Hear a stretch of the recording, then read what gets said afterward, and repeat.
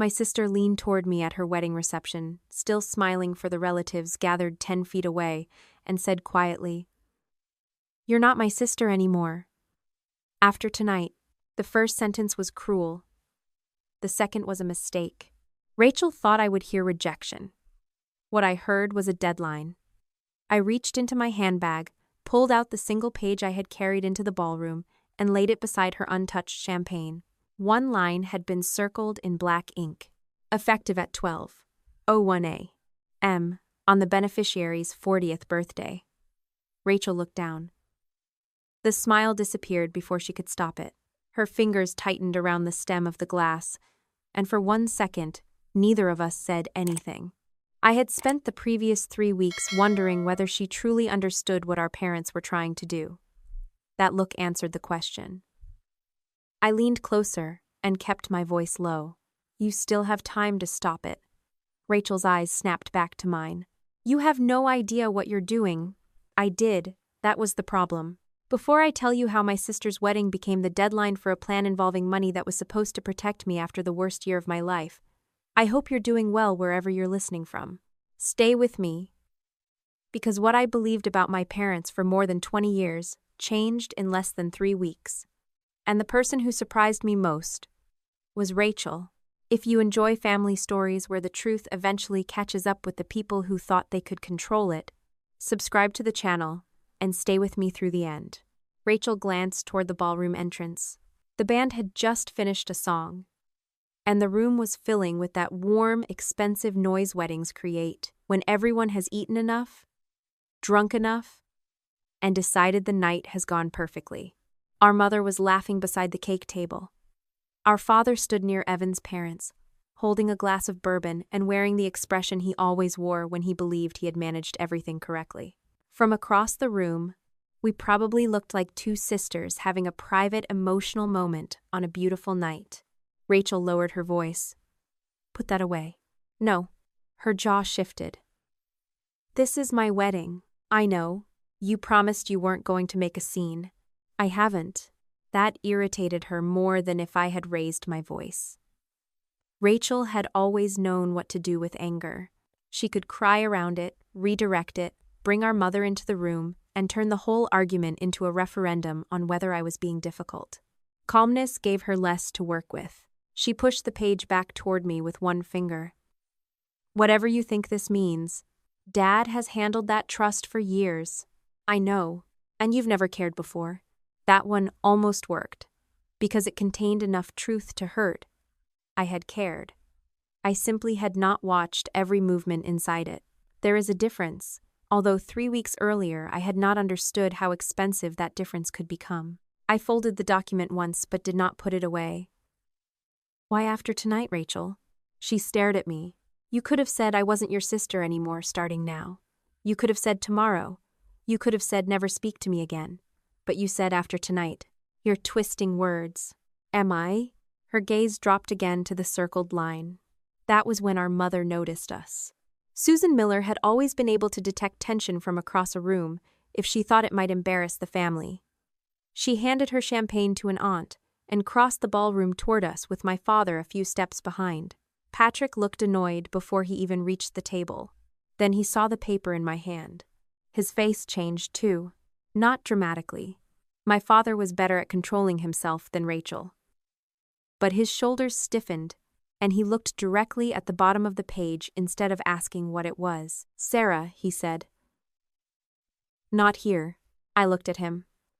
"You recognize it." He ignored that. "We can talk about this tomorrow."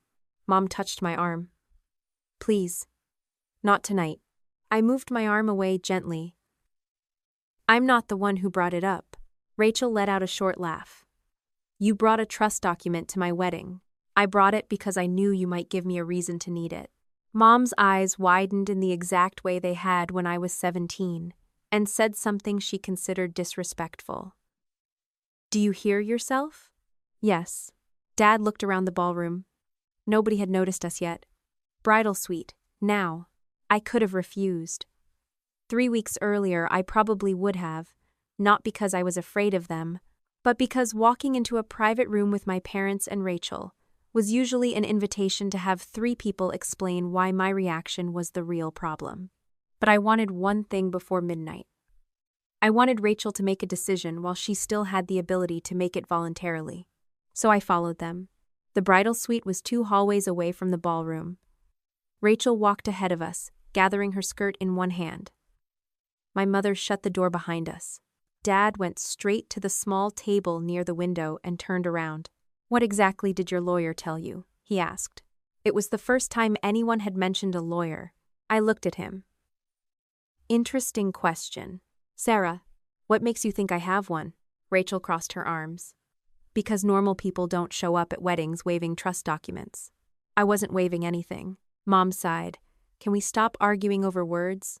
"No," I said. "Not anymore." Dad's expression hardened. "What do you want?" That question stayed with me afterward because of how naturally he asked it. Not what happened. Not what did you find. Not why are you upset. What do you want? He had already reduced the situation to negotiation. I set the paper on the vanity between us. Rachel withdraws RB Holdings from the proposed purchase. Rachel went still. Mom looked at Dad. Dad said, "You don't understand that transaction." "I understand enough." "No, you don't. It is a legitimate sale. Then an independent valuation shouldn't bother anyone." Rachel stepped forward. "You are not doing this tonight." I looked at her. "You can stop tonight." Her face tightened. "You tell the closing side you're withdrawing. Then you tell Evan where the asset actually comes from." Rachel's eyes flashed. "Leave Evan out of this. He's the person you're marrying. It has nothing to do with him. You're calling it part of your future together." Dad cut in. "That is enough." "No," I said, "it isn't." Mom took a slow breath. "Sarah, whatever questions you have about the trust, you can ask tomorrow. Rachel gets one wedding day." I almost laughed, but there was nothing funny about it. Tomorrow is the point. Dad stared at me. Rachel did too. I tapped the circled line. After midnight, the authority in this document changes. You all know that. So Rachel can stop the purchase now and tell Evan the truth, or she can keep going, and we deal with what happens after the deadline. Rachel's voice dropped. "And if I stop it, then you stopped one bad decision before it became another completed transaction." "That's not what I asked." "I know. You'll still go through the accounting." "Yes. You'll still go after Dad. I'm going to find out what happened to property held for my benefit. What that means for anyone else depends on what the records show." Mom looked stricken. "After everything your father did for you." There it was. The sentence I had heard in 100 different forms since I was 16. After everything we did for you. After everything this family went through because of you. After everything Rachel missed. 3 weeks earlier, those words still had enough power to make me question myself. That night, they didn't. "I know exactly what Dad did for me," I said. "I also know what my trust paid for." Nobody answered. Somewhere down the hallway, guests cheered as the band started another song. Rachel looked at the door. "I'm going back to my wedding. You still have until midnight." She turned toward me. "You really think you can walk in here after years of barely acting like part of this family and suddenly decide what everyone gets?" "I'm not deciding what everyone gets. You always had more." The room went quiet. I studied her face. "More what?" "More attention, more money, more excuses. Everything changed because of your accident, and somehow everyone was supposed to pretend it only happened to you." Mom whispered, "Rachel." But Rachel kept going. "You got doctors, therapy, a whole house rearranged around you. Dad spent years handling your money. Mom lived at hospitals. And I was supposed to smile because Sarah had it worse." For a second, I was not 39 years old standing in a bridal suite. I was 16 again, waking under fluorescent hospital lights with half my body aching and my little sister asleep in a chair beside me, her cheek pressed against my blanket and her hand curled around 2 of my fingers. I had not forgotten that child. Maybe that was why the woman in front of me hurt so much. "I never asked you to pay me back for what happened to me," I said. Rachel laughed bitterly. "Of course you didn't. You already got paid." That sentence told me more about my sister than any financial record had. Dad stepped between us slightly. Enough. Sarah, take your paper and go back to the reception. We will handle this like adults tomorrow.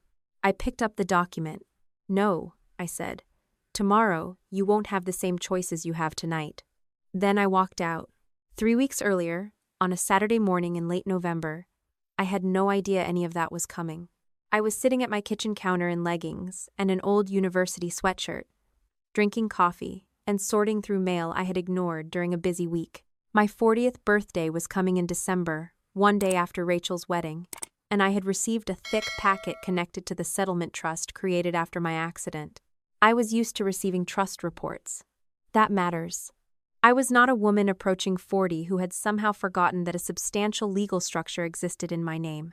Every year, I received a report showing investments, distributions, expenses, and a broad valuation of my interest in Miller Property Holdings. I looked at them.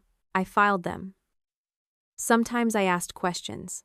What I did not do was rebuild the underlying accounting of a privately held real estate company every year. I had a career. I worked in healthcare operations, where part of my job involved reconciling budgets and noticing when numbers did not fit patterns. I had my own retirement accounts, my own savings, and my own home. I had spent years creating a life in which I did not need to ask my parents for anything. That Saturday, I opened the pre-termination packet, expecting boring paperwork. Instead, one number stopped me. The projected value of the trust at termination was roughly $350,000 lower than the range I had expected from the reports I already had. I did not immediately think theft. That would have been irresponsible. Markets move. Private company valuations change. Real estate carries debt. Closely held ownership interests can be discounted.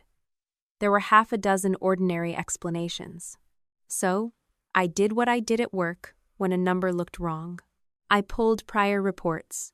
The line that bothered me was not cash. It was Miller Property Holdings. The company had been part of my family's finances for years. My trust had invested in it long ago, and as far as I knew, the investment had done well. Dad always talked about those properties as one of the smartest decisions he had ever made. I compared the previous year's reported value to the new projected value. Then I compared the debt figures. Then distributions. I wrote 3 questions on a yellow legal pad. Current valuation basis. Recent related party transactions. Pending transfer.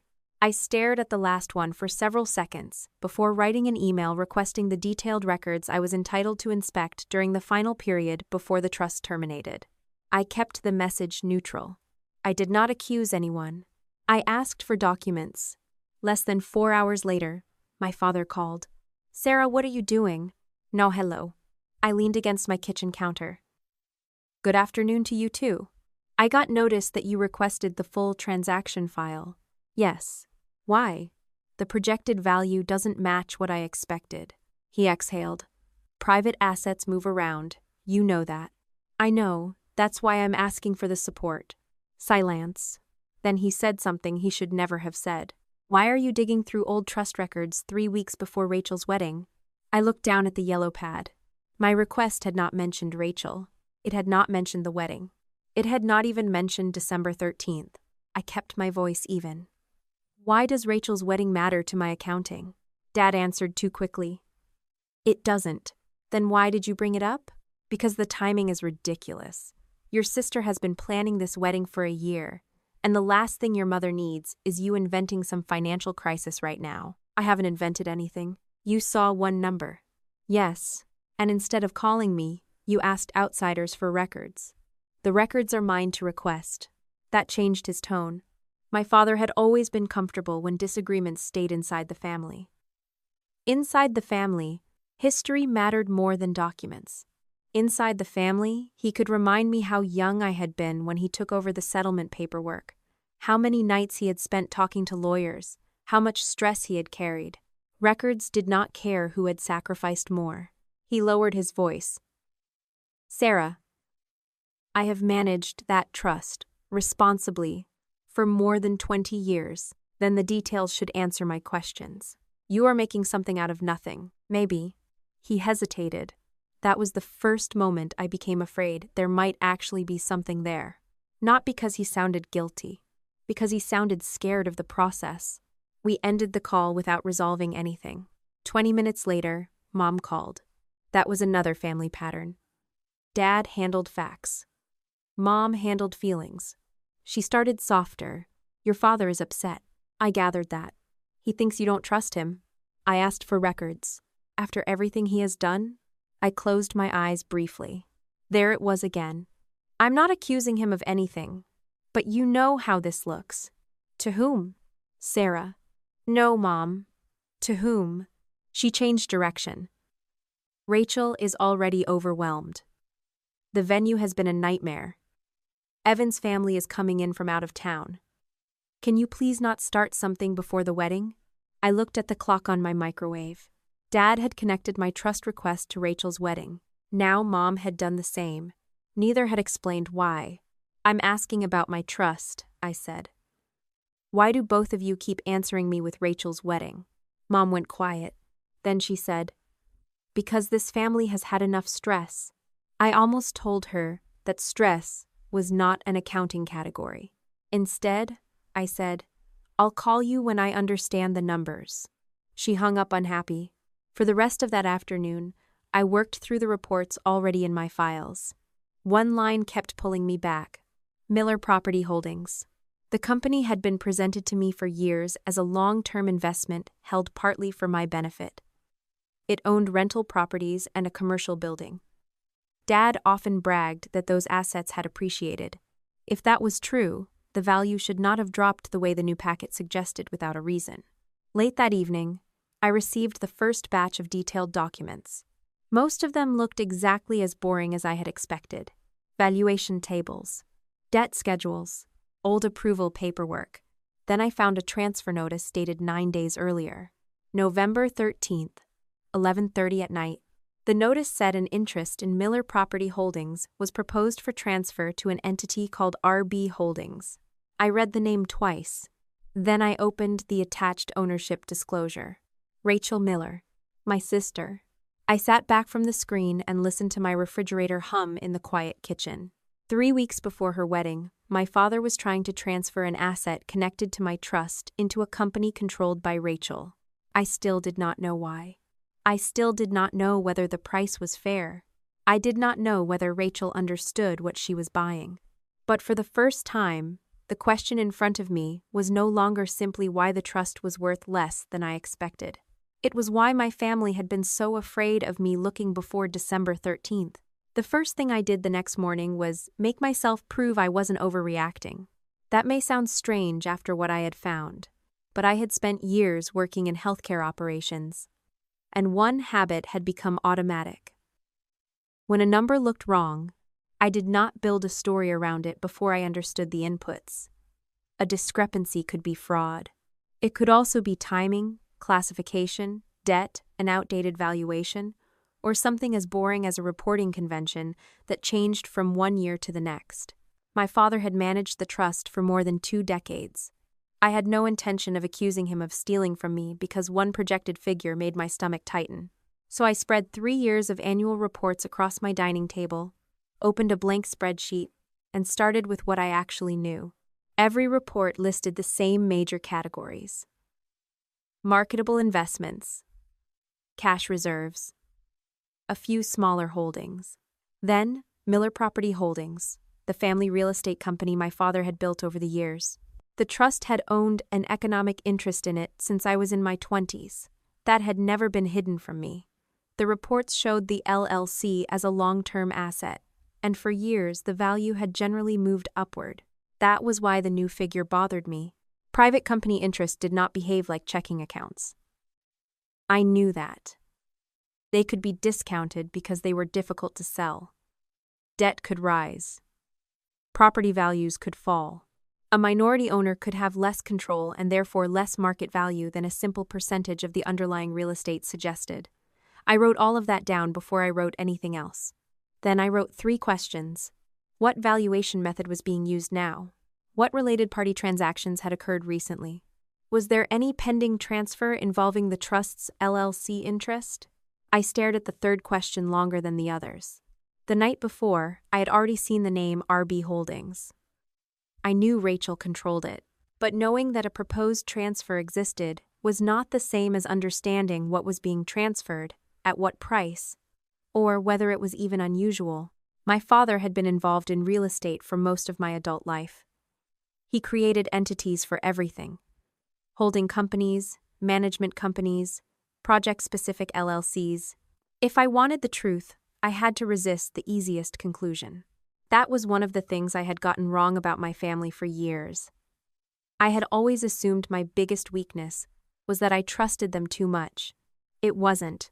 My bigger weakness was that I trusted myself too much. I thought I was too observant to be manipulated in any serious way. I thought that if something truly important were happening, I would notice. I had built a career around finding inconsistencies other people missed. I had my own home, my own savings, my own retirement accounts. I did not borrow money from my parents or ask them to rescue me. Somewhere along the way, I had turned competence into a kind of superstition. If I could take care of myself, I assumed nobody could really take anything important from me. Looking back, that confidence had allowed me to accept a lot of explanations without testing them. I had never ignored the trust. That would have been absurd. Every year I received reports, and every year I reviewed them. But I reviewed them at the level I thought mattered. I looked at the total value, the distributions, the major assets, the investment performance. I did not ask for the underlying ledger of a closely held family company every December. I did not demand invoices for every internal expense. I did not rebuild Dad's valuation models. Why would I? For most of my adult life, the trust had felt less like money and more like a structure built around a terrible period I had no interest in reliving. I was 16 when the accident happened. Even now, if I smell the particular combination of hospital disinfectant and burnt coffee, part of me goes back there before I can stop it. I remember fluorescent lights, a plastic wristband that scratched my skin, my mother sleeping upright with her arms crossed because she refused to leave overnight, my father standing in hallways speaking quietly to doctors, insurance people, and eventually lawyers. And Rachel. She was 6. One night I woke up after surgery and found her asleep in a chair beside the bed. Somebody had put a blanket over her, but one arm had slipped out. Her hand rested on the mattress, and 2 of her fingers were curled around mine. For years, when our relationship became difficult, that was the version of Rachel I used to protect in my head. My little sister had loved me. I had loved her too. The settlement came later, after the medical emergencies had stopped defining every day. By the time the long-term trust was fully funded, I was technically a young adult, but the structure had been negotiated while I was still a minor. My parents remained heavily involved because they had been involved in everything from the beginning. At the time, I wanted that. I was tired. I had spent more than a year measuring my life in appointments, physical therapy, pain levels, and whether I could do things I had once done without thinking. If my father wanted to understand investment reports and my mother wanted to organize documents, I was happy to let them. I remember Mom telling me, "We'll take care of everything." Back then, it sounded like love. 22 years later, sitting at my dining table with a yellow legal pad and 3 annual reports, I realized I had never really examined what everything had come to mean. That morning, I used the expanded inspection rights available during the trust's final period and formally requested the detailed valuation support, transaction records, current transfer materials, and related party disclosures held by the administrator and outside CPA. My parents already knew I was looking. Their reaction the day before had made that very clear, so I had no reason to repeat another round of arguments with them. I wanted documents now, not explanations filtered through 20 years of family history. The records began arriving in batches that afternoon and continued into the next day. Most of them were ordinary enough to calm me down. Old valuation reports, debt schedules, operating agreements, tax summaries. More importantly, the original investment by my trust in Miller Property Holdings appeared to have gone through a legitimate independent review process. There had been valuation support and outside fiduciary approval. Dad had not simply moved trust money into his own company without oversight. That mattered because I did not want to rewrite every decision he had ever made as corrupt, simply because I had found one troubling transfer. The original investment could have been legitimate and still have been mishandled later. What I needed to know was what had happened after the investment was made and why the current value no longer fit the history I had been given. The fact that the original investment appeared legitimate complicated my anger in a way I had not expected. It would have been easier if the records showed Dad had done something obviously improper from the beginning. Then I could have divided the past into clean categories: before I knew and after I knew, honest and dishonest, mine and stolen. Instead, the documents showed something more uncomfortable. He had probably made a good decision for me once. The trust had invested $550,000 under a process that included outside review, and the properties had appreciated substantially over the years. Whatever else I eventually discovered, I could not honestly erase that. That forced me to separate gratitude from authority. Dad could have been a careful trustee in 2011 and still become too comfortable with control later. He could have increased the value of the investment and still forget that increased value did not become his simply because he helped create it. I had spent years making the opposite mistake. Every time he reminded me how much work he had put into the trust, I heard an argument about ownership when what he was really describing was stewardship. The two had become tangled in my head long before I knew they might also be tangled in his. I opened one of the older reports and found a sentence I had skimmed past dozens of times. The LLC interest was held for my benefit. Dad had signed the report himself. I stared at that line longer than I should have needed to. It did not say held for the family. It did not say held until Patrick Miller decided which daughter needed it more. It said for my benefit. For years I had treated that phrase like legal background noise. That morning, it became the simplest fact in the entire file. I printed the page and put it beside the yellow legal pad.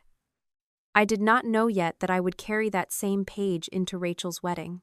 At the time, I only knew I wanted one document in front of me that could not be softened by memory, guilt, or whatever explanation Dad gave next. Then I opened the full supporting packet behind the transfer notice I had found the night before. The date was November 13th.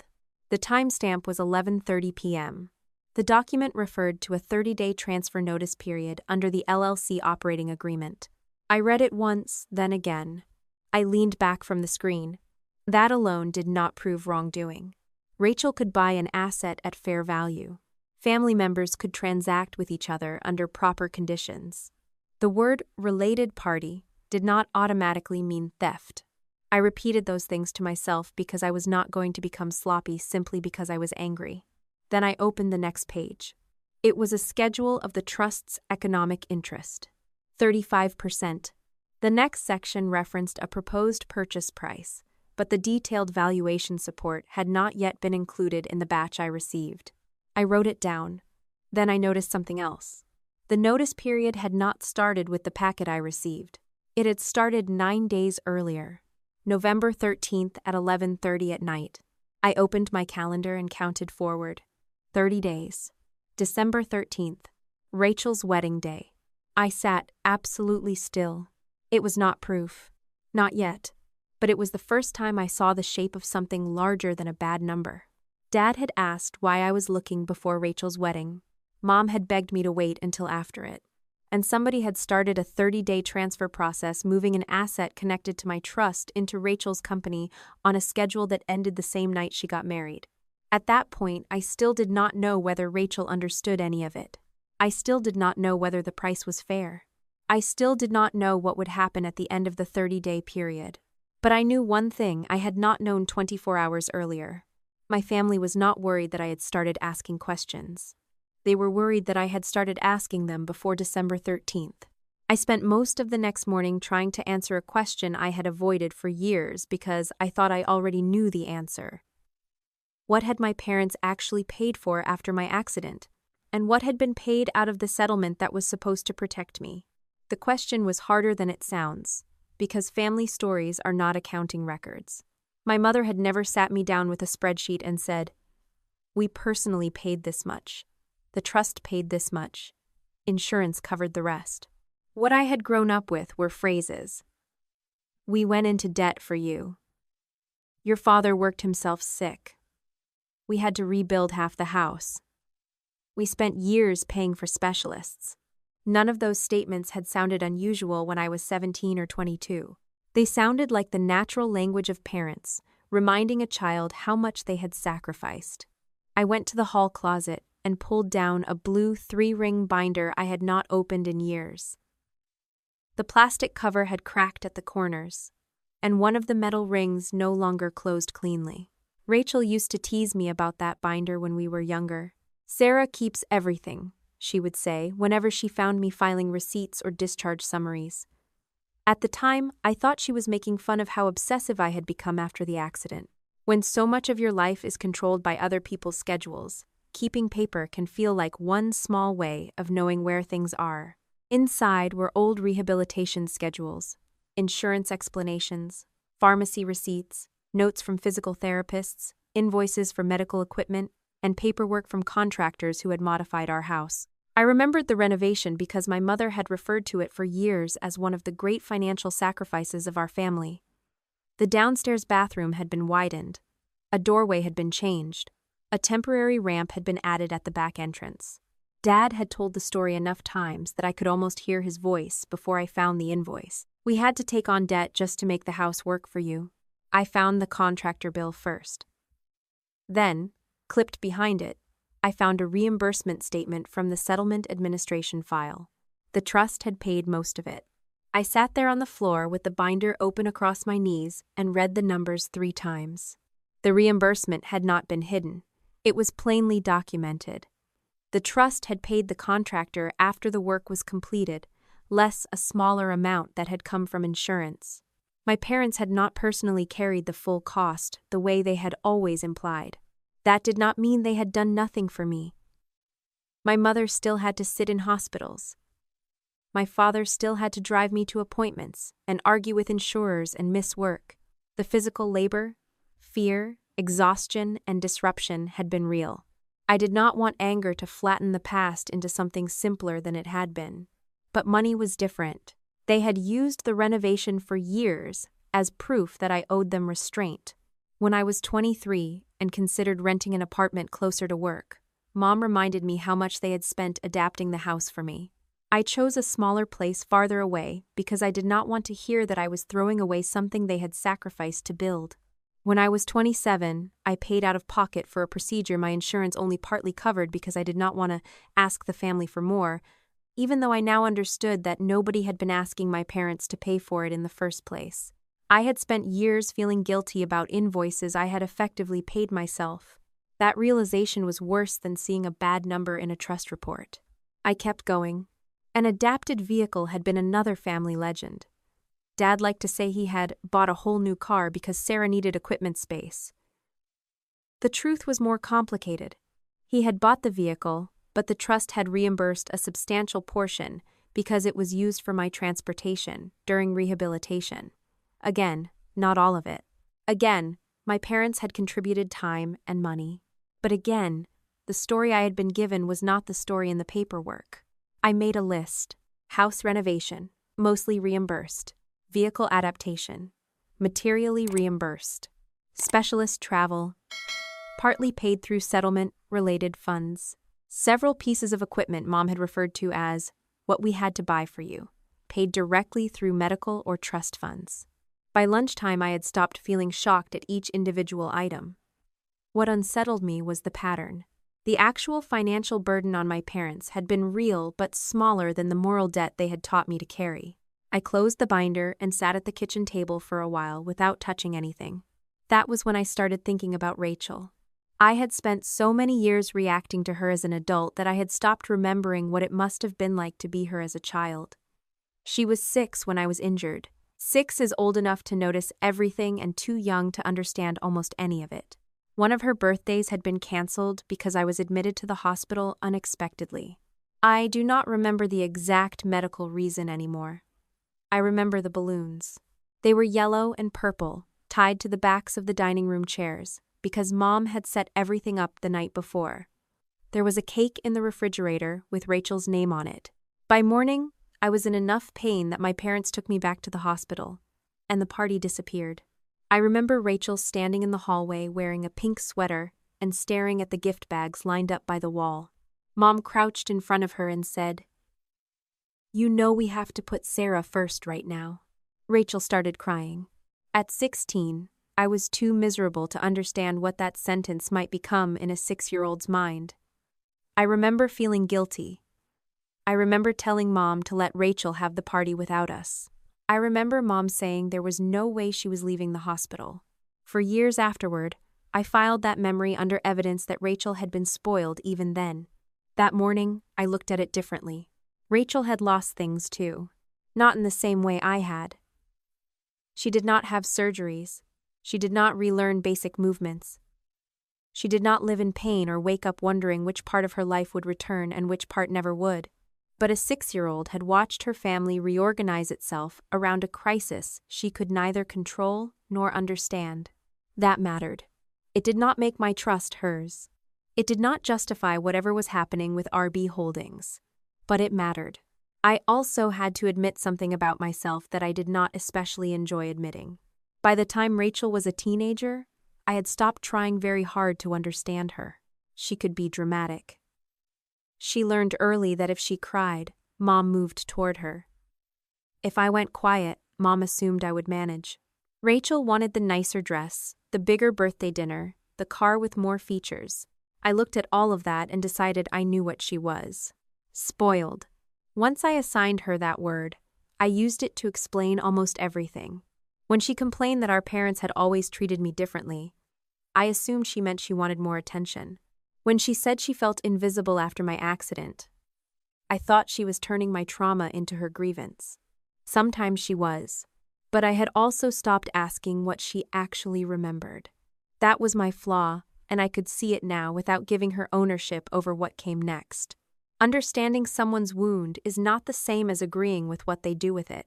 The deeper I went into old records, the more another memory came back to me. Mom had said different things to each of us.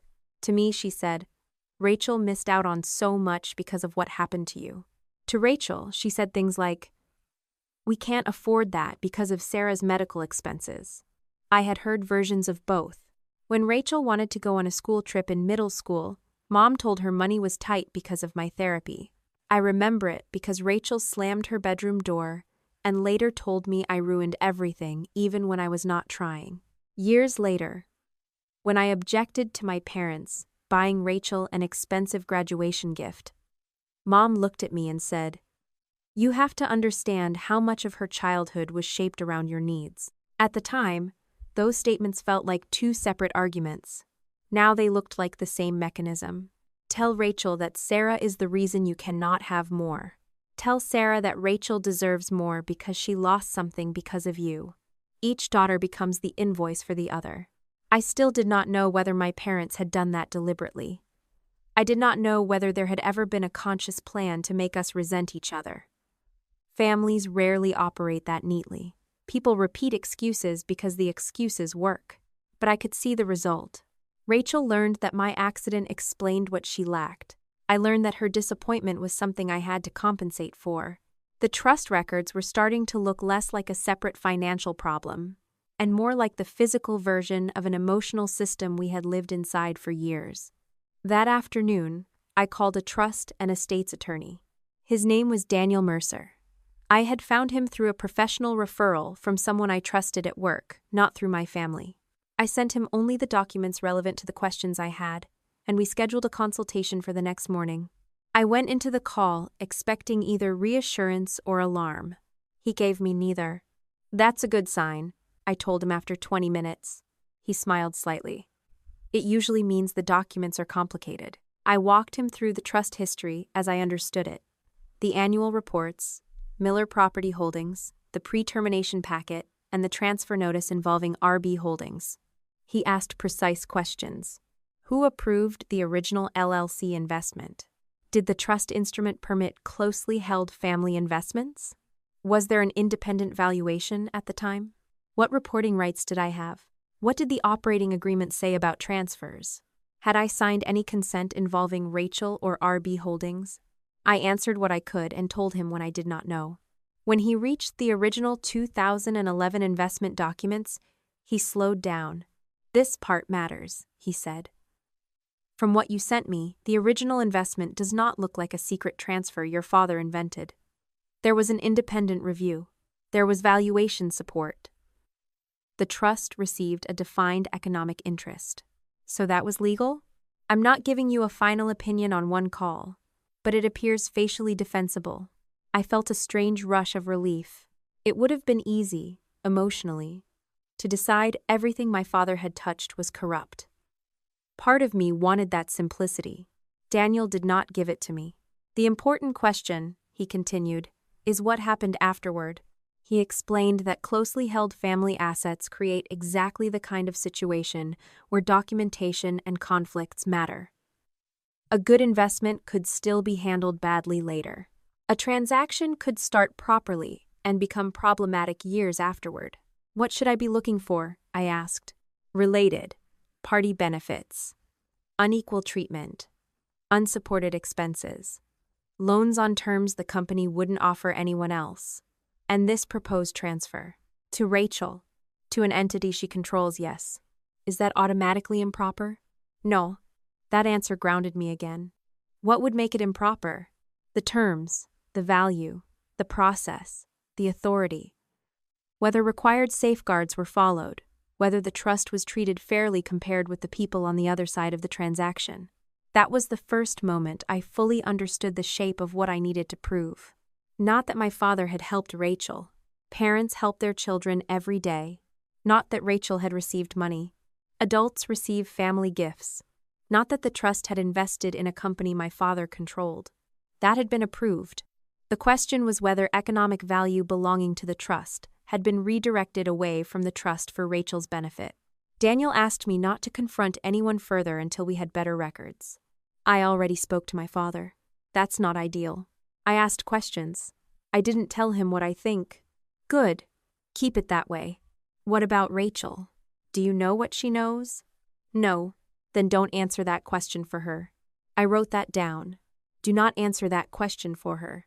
It was exactly the kind of instruction I needed, because anger was beginning to tempt me into certainty.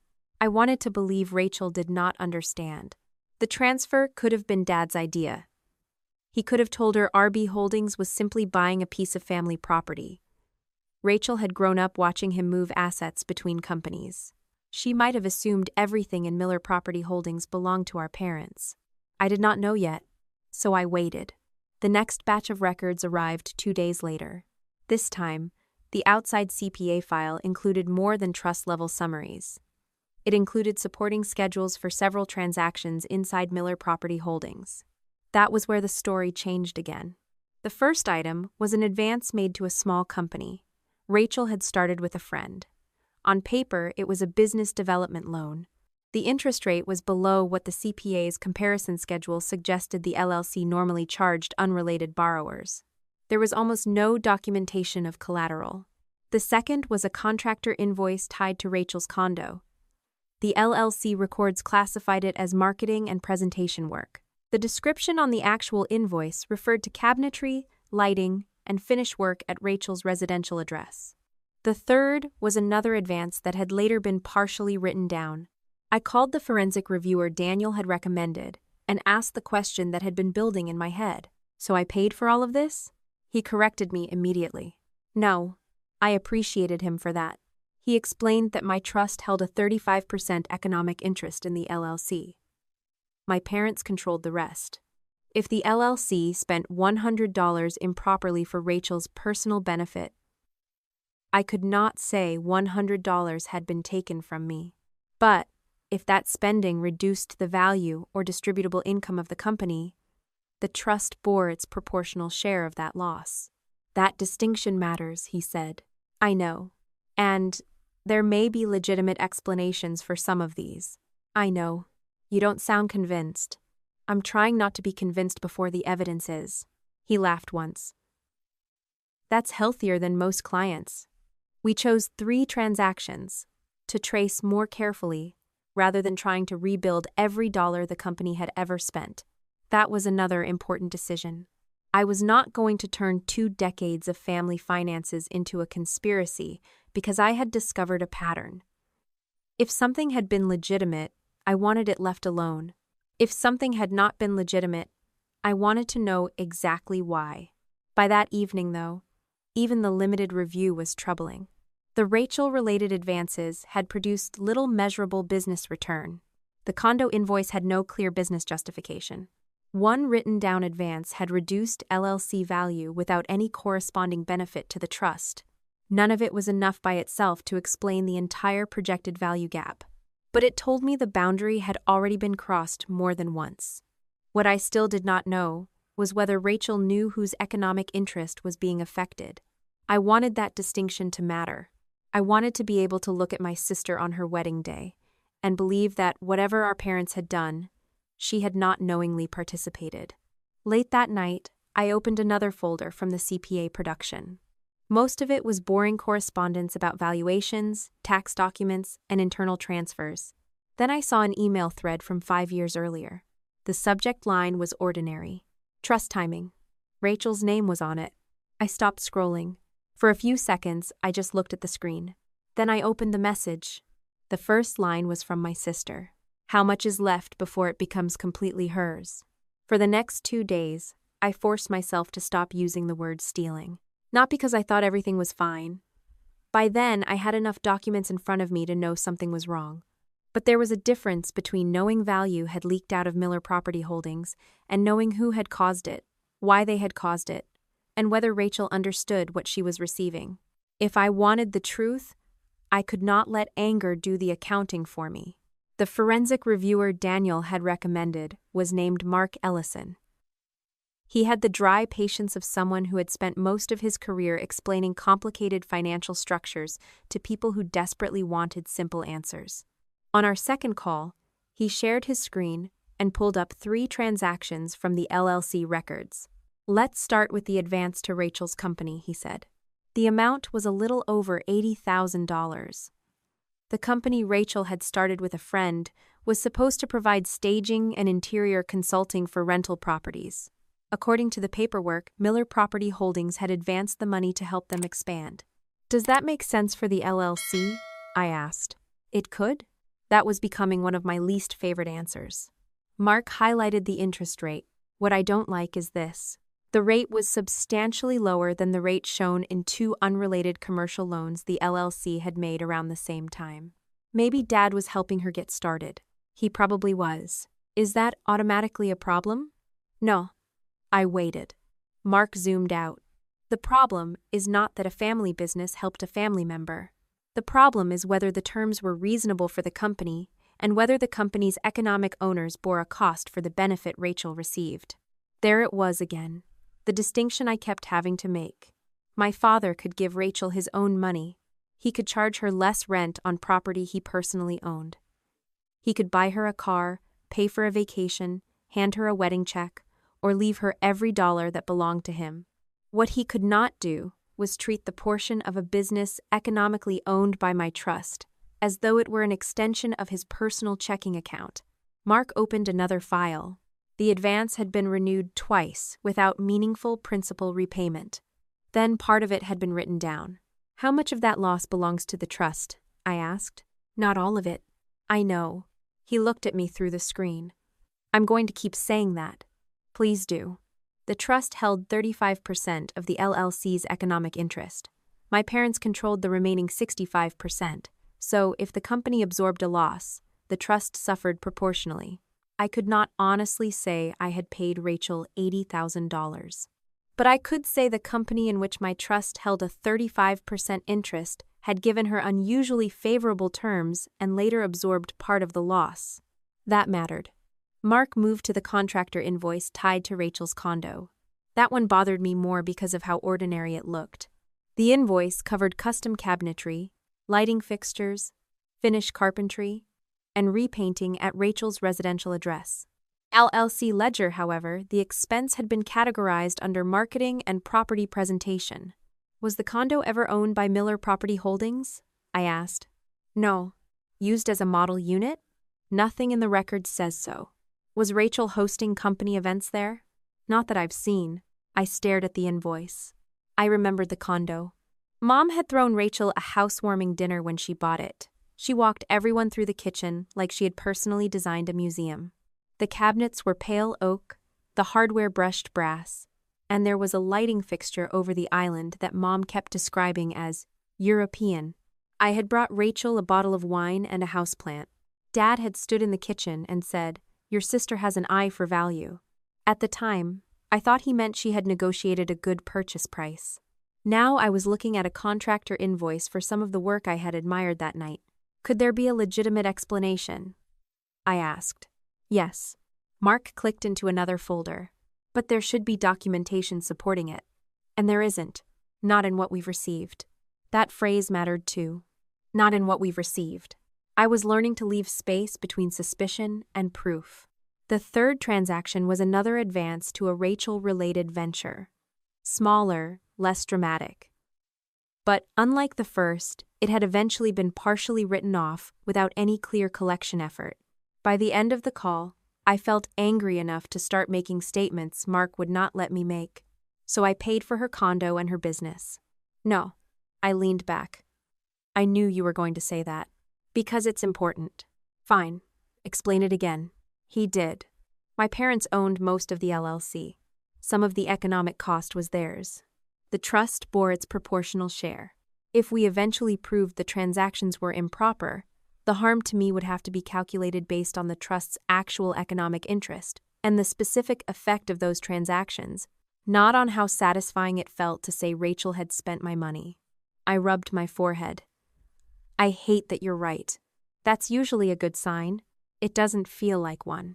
It will if this gets ugly. That stayed with me. If this gets ugly, I had already spent years in a family where the person who told the most emotionally convincing story often won the argument. Rachel cried first. Mom explained why Rachel was hurting. Dad announced what was practical. I either defended myself or left. This time, if things got ugly, I wanted the facts to remain cleaner than the people discussing them. So I stopped saying Rachel had taken my money. I started saying something narrower. There were transactions inside Miller Property Holdings that appeared to benefit Rachel while reducing the value of a company in which my trust held 35%. It was less dramatic. It was also harder to dismiss. That afternoon I called Dad. I did not tell Daniel I was going to do it, because he would probably have advised me to wait. I told myself I was not confronting Dad. I was asking a limited question. That was only partly true. He answered on the fourth ring. Sarah, do you have 10 minutes? If this is about the trust, I already told you we'll deal with it after the wedding. It's about Miller Property Holdings. That is part of the trust. I'm looking at 2 advances to Rachel, related businesses, and a contractor invoice at her condo. Silence. Then he said, You're going through operating expenses now? Yes. Do you understand what any of those are? I understand the invoice has Rachel's home address on it. He sighed loudly. She was doing work for the company. What work? Design consultation, property presentation, staging. At her condo? It was part of building a portfolio. Was there a contract? I don't know what you have in front of you. The transaction support file. Then you don't have the whole context. Send me the context. His voice sharpened. You are not entitled to every business decision I made. The trust owns 35% of the economic interest. And the trust made a lot of money because of decisions I made. That was true. I looked at the original investment figures in front of me. I know. Do you? Yes, the properties appreciated, the investment produced income. I'm not saying you destroyed the company. Then what exactly are you saying? That helping Rachel does not automatically become a business expense because the family business paid for it? His tone changed. You've always had a problem with what we do for her. There it was. We had moved from accounting to personality. I'm asking about company transactions. You're asking why your sister got something. No. I'm asking why an LLC partially owned by my trust absorbed losses connected to her. You still benefited from the company. That is not an answer. I turned $550,000 into an interest worth far more than that. Then show me the current value. He went quiet. I waited.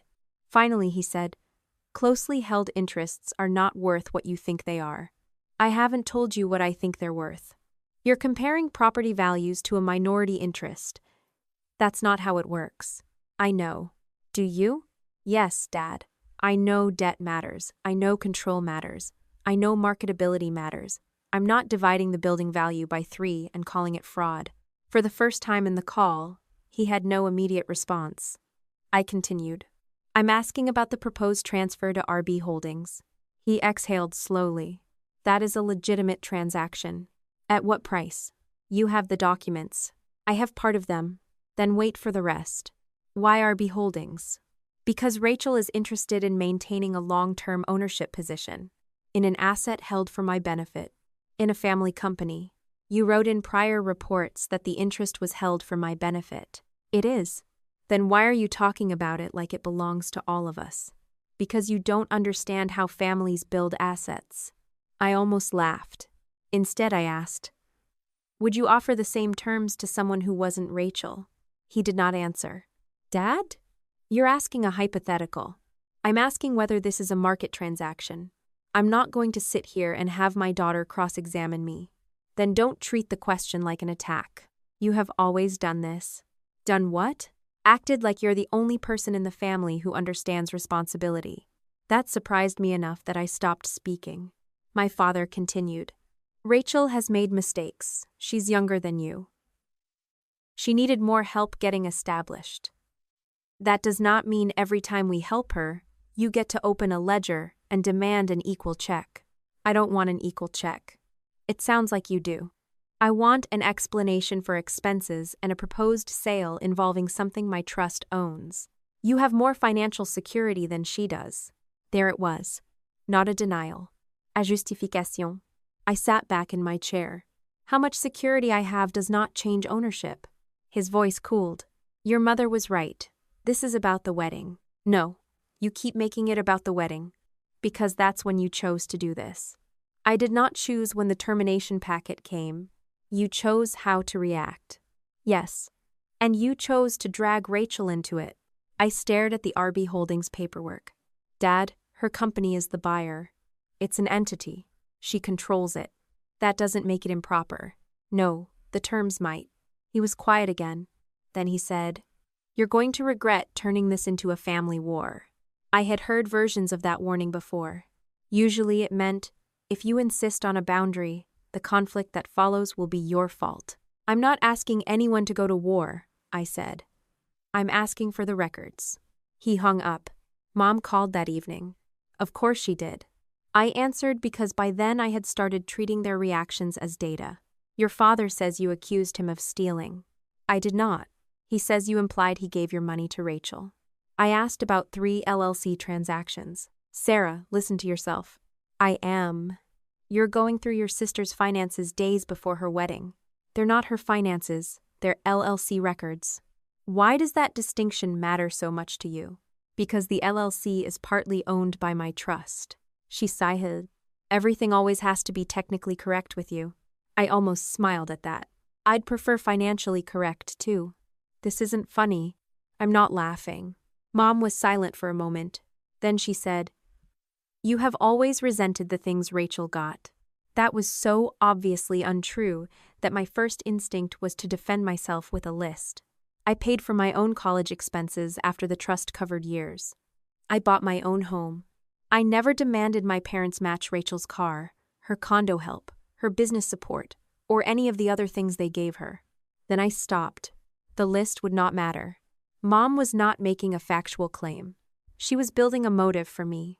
If I was jealous, then the documents became irrelevant. "I'm not asking for anything Rachel has," I said. "You're trying to take away something we want to give her." Do you hear the problem in that sentence? "What problem?" "You said we." "So? Is the LLC interest yours to give?" Mom's voice changed. "I'm not discussing legal technicalities with you." "That's not a legal technicality. Your father has managed that company for years, and the trust owns part of it, because your father made it successful. Then he should be proud to have the value independently confirmed. You're determined to make this ugly." "No, Mom. I'm determined to make it accurate." She inhaled. Rachel is getting married. For once, could you let something be about her? I looked at the pile of records on my table. A loan to Rachel's business. A contractor invoice from her condo. A proposed sale to her company. You keep saying that, I said, and every time you do, you make me more interested in why my trust is somehow interfering with her wedding. You're being paranoid. Then answer me.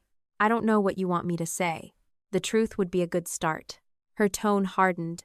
You think because you have your degree, and your job and your spreadsheets that you understand everything better than the people who actually lived through it.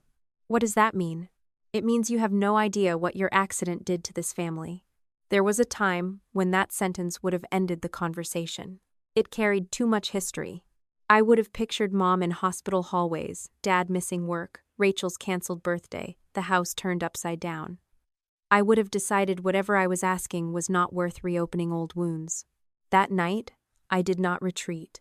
I know what my accident did to me, I said. That's not what I said. I know. Rachel lost years of a normal childhood. I know that too. No, you don't. You were the center of everything. I closed my eyes. There was no point denying that part. For a while, I had been. Medical crises do that. But the sentence that followed was the one that mattered. She deserved to have something for herself. I opened my eyes. She did. Mom sounded almost relieved. Then I added, something that was hers. Silence. I continued. That's the part you all keep skipping. She hung up less than a minute later. Afterward, I sat in the darkened kitchen and thought about what Dad and Mom had each said. Dad, you have more financial security than she does. Mom, she deserved to have something for herself. Neither statement answered whether the LLC transactions were appropriate, but both revealed the same assumption. Rachel needing something was enough to justify taking a little more from the side of the ledger associated with me. I thought about how long that assumption had existed. When Rachel graduated from college, Mom and Dad threw her a dinner at a restaurant downtown. It was a good night. I had helped decorate the private room and paid for the photographer as my gift because Rachel loved photos. At the end of dinner, Dad handed her keys to a new car. I remember everyone cheering. I remember Rachel crying. I remember Mom hugging her and saying, "You deserve this." I had been happy for her. That is what bothered me now. I had not spent my life counting gifts. I had not looked at Rachel's car and thought, "Where is mine?" I had not looked at her condo and thought, "I deserve one too." That was the story Mom was trying to impose on me, because it was easier than answering why assets associated with my trust had become part of a system designed to make Rachel feel compensated. I opened my phone and found an old photo from that graduation dinner. Rachel had one arm around me. We were both laughing at something outside the frame. My hair was shorter then. Hers was almost black in the restaurant lighting. She looked younger than I remembered. I stared at that picture for a long time. I still wanted her not to know. That may sound foolish, considering everything I had already found. But there is a difference between being spoiled and being complicit. There is a difference between accepting help because your parents tell you they can afford it, and knowingly accepting value that belongs to someone else.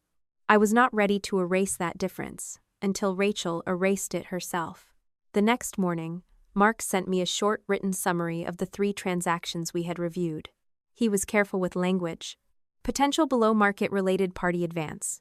Insufficient business support for residential expense. Write-down requiring explanation. Possible proportional economic impact on trust interest. Nothing theatrical. Nothing that would fit neatly into one of Mom's stories about jealousy. I forwarded it to Daniel. He called half an hour later. "This is useful." Useful sounds less exciting than I hoped. Exciting is expensive. That should be on your business card. He laughed, then became serious. "Don't get ahead of us. These transactions matter, but the proposed transfer is still the bigger issue. Because of the value? Because it is happening now." I looked toward the folder containing the November 13th notice. What do we need? Full transfer package, current valuation support, buyer information, any related party disclosures, and correspondence in the trust or CPA file concerning the transfer. Correspondence between Dad and Rachel? If it was forwarded into the administrative file as part of the transaction, yes. We are not accessing anyone's private account. That distinction was important enough that I wrote it down. Later that afternoon, another production folder appeared in the secure portal. I opened it expecting more valuation schedules. The first few documents were exactly that: property operating statements, debt figures, tax schedules, a report from an appraiser I had not heard of. Then I opened a correspondence subfolder. Most of the messages were between Dad, the outside CPA, and professionals involved in Miller Property Holdings. A few older threads had been included because they referenced trust timing and Rachel-related planning. One dated back 5 years. The subject line was so ordinary I almost skipped it. Trust timing. Rachel's name appeared in the chain. I opened the email. Her first question was the line I had seen the night before. How much is left before it becomes completely hers? Below it was my father's reply. He explained that the trust would continue under its existing structure until my 40th birthday, when the final termination provisions took effect. There was nothing illegal about that response. Nothing dramatic. Then came Rachel's next message. I read it once, then again, then a third time because part of me kept trying to change the meaning through repetition. Then anything you want to do for me needs to happen before that. I sat back from the computer. 5 years. Rachel had known for at least 5 years that there was a line between what my parents controlled and what ultimately belonged to me. She had not called it family money. She had not said before the trust ends. She had said before it becomes completely hers. Mine. The distinction I had been trying so carefully not to put into Rachel's mouth was already there in her own words. For the first time since I opened the termination packet, I stopped asking whether my sister understood where the line was. She had understood it long before I knew I needed to defend it. I read Rachel's message again the next morning, this time with Daniel on the phone and the entire email chain open in front of me. I wanted there to be some missing context that made it less deliberate. Maybe she had misunderstood what Dad meant. Maybe before it becomes completely hers referred to something else. Maybe the thread had been forwarded without the messages around it. By then, I knew how dangerous it was to let the conclusion arrive before the evidence. So I checked the metadata, the dates, the attachments, and the reason the thread was in the CPA file in the first place. It had been forwarded years earlier during a discussion about how Miller Property Holdings should be valued inside the trust. Nobody had broken into Rachel's account. Nobody had gone looking through private messages just because I was angry. The correspondence had been preserved as part of the administrative record because my father had used it while discussing future ownership planning. Daniel was quiet while I scrolled through it. The chain is authentic as far as the production indicates, he said, and the context matters. I know. The important thing is not to make the email say more than it says. I know that too. He paused. Do you? I almost smiled. She knew there was a point when the property would become completely mine. That's what it says. Yes. She knew that 5 years ago. Yes. And she told Dad anything he wanted to do for her needed to happen before that. Yes. But it doesn't prove she knew about the current transfer. Correct. That last word frustrated me more than I expected. Not because Daniel was wrong, but because I had already crossed an emotional distance the documents had not yet crossed with me. In my head, Rachel had gone from spoiled to complicit overnight. Legally and factually, I was not there yet. I leaned back in my chair and looked at the old family photo I had taken out of the blue binder the night before. It had been tucked behind some hospital paperwork, probably because Mom had brought it to me during one of my recoveries. Rachel was 6 in the picture. She was sitting beside my bed wearing a sweatshirt too large for her hair uneven because she had tried to cut her own bangs earlier that year. I looked exhausted. She looked worried. That was the part of betrayal people rarely describe accurately. When someone you never trusted hurts you, anger can be clean. When someone you remember loving you hurts you, your mind keeps presenting evidence for both versions of them. I remembered Rachel drawing pictures for me when I could not leave the house.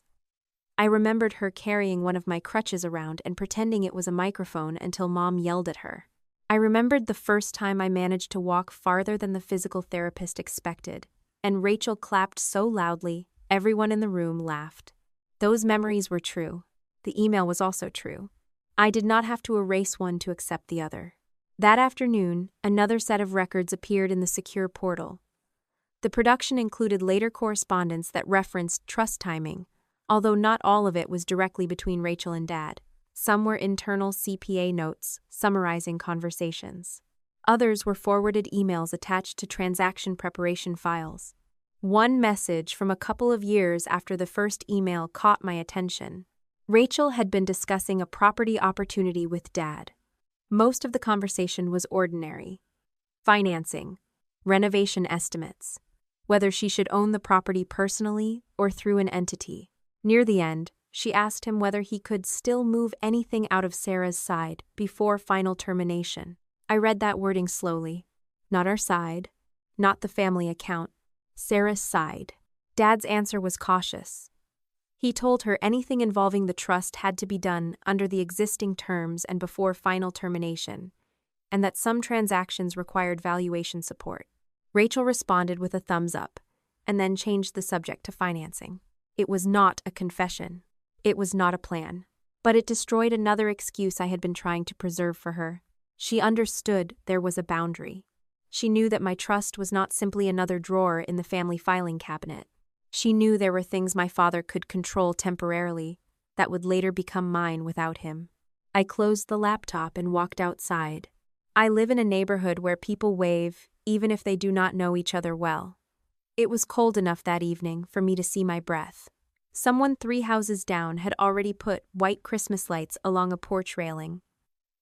A dog barked behind a fence. Everything looked painfully ordinary. I walked for almost 40 minutes. It was the first time since this started that I let myself think about what I had contributed to the distance between Rachel and me. That did not mean blaming myself for her choices. I am suspicious of stories where one person behaves terribly and the person they hurt immediately searches for ways to make themselves responsible. I had done enough of that in my life. But I had not been a perfect sister. By the time Rachel reached high school, I had already decided she was dramatic and entitled. Often she was. She learned how to get Mom on her side. She knew Dad hated emotional scenes and would spend money to make them disappear. She could turn a small disappointment into a family emergency. I responded by disengaging. When she complained that everything had revolved around me after the accident, I told her she had been 6 and did not understand what actually happened. That was true, but it was also dismissive. When she was 17 and said she felt like Mom only noticed her when she caused a problem, I told her maybe she should stop causing problems. I still cringe remembering that. At 25, I would have called it honesty. At 39, I could see it had also been laziness. Rachel had become exhausting, and instead of asking why, I had decided understanding her was no longer my responsibility.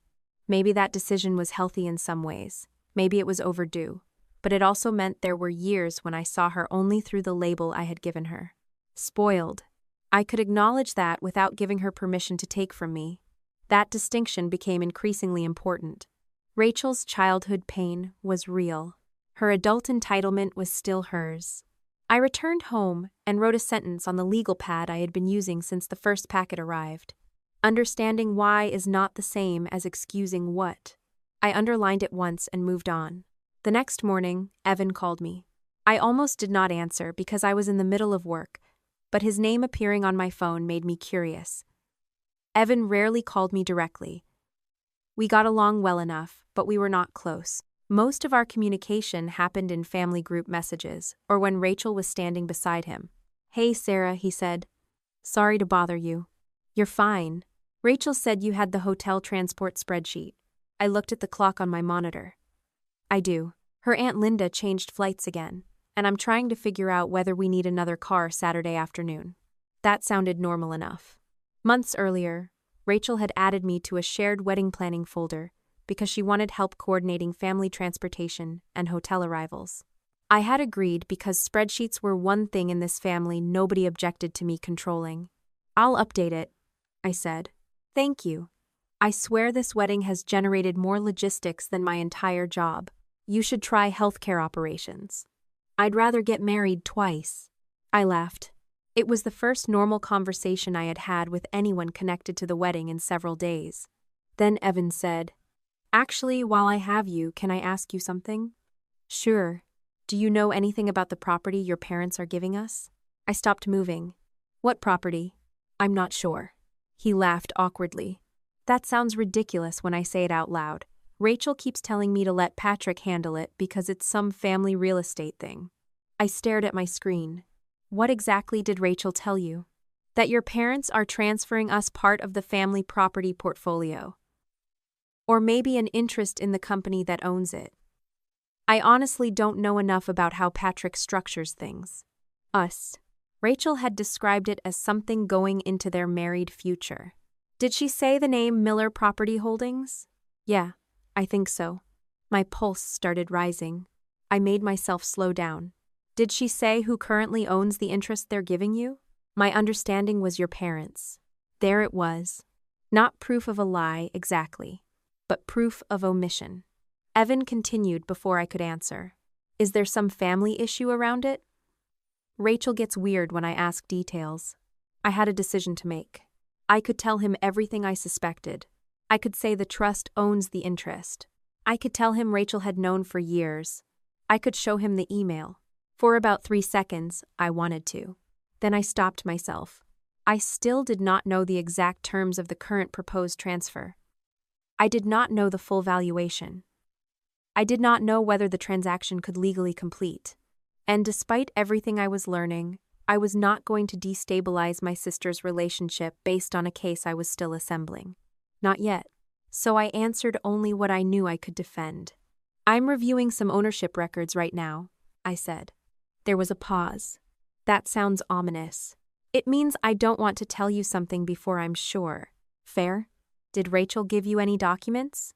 No. Did you sign anything? No. Patrick said it would be handled through Rachel's entity. RB Holdings. My hand tightened around the phone. Okay. Should I be worried? I think you should understand anything being transferred into your future household before you rely on it. That sounds like a very Sarah answer. I smiled despite myself. It's the only kind I have. He laughed again. I'll ask Rachel. Do that. When we hung up, I sat still for a minute. Evan thought my parents owned the asset they were giving Rachel. Rachel knew at least 5 years earlier that the trust ultimately belonged to me. That gap between what she knew and what her future husband believed mattered. But it still did not tell me why the wedding itself mattered. I kept coming back to Dad's first phone call. Why are you digging through old trust records 3 weeks before Rachel's wedding? Not before your birthday. Not before the trust ends. Before Rachel's wedding. That wording bothered me. So I returned to the transfer notice. The date was November 13th at 11:30 p.m. 30-day notice period. I understood the words, but not yet the practical consequence. So I sent the document to Daniel with one question. When can this transfer actually become effective? He called me later that afternoon. December 13th, he said. I know that part.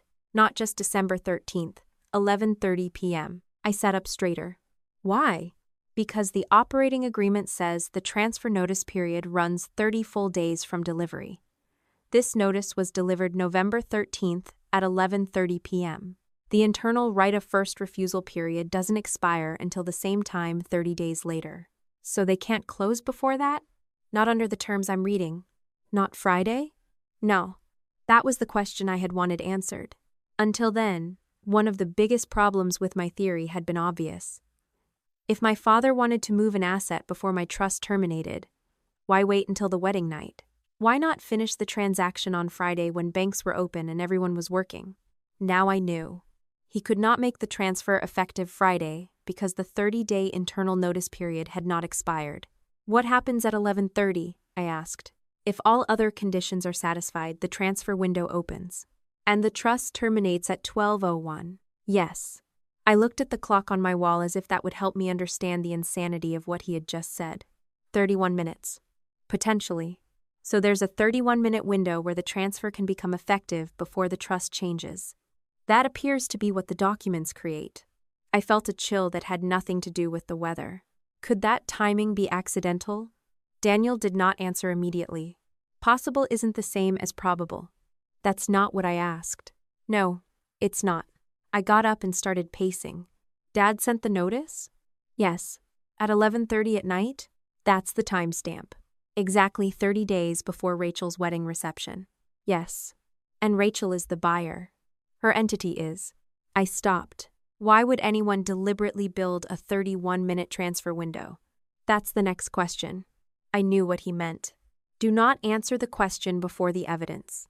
I hated that rule more every day. What else do we need? The transfer package. Funding instructions. Authority certification. Current valuation. Any correspondence around why the date was selected. The wedding date. The transaction date.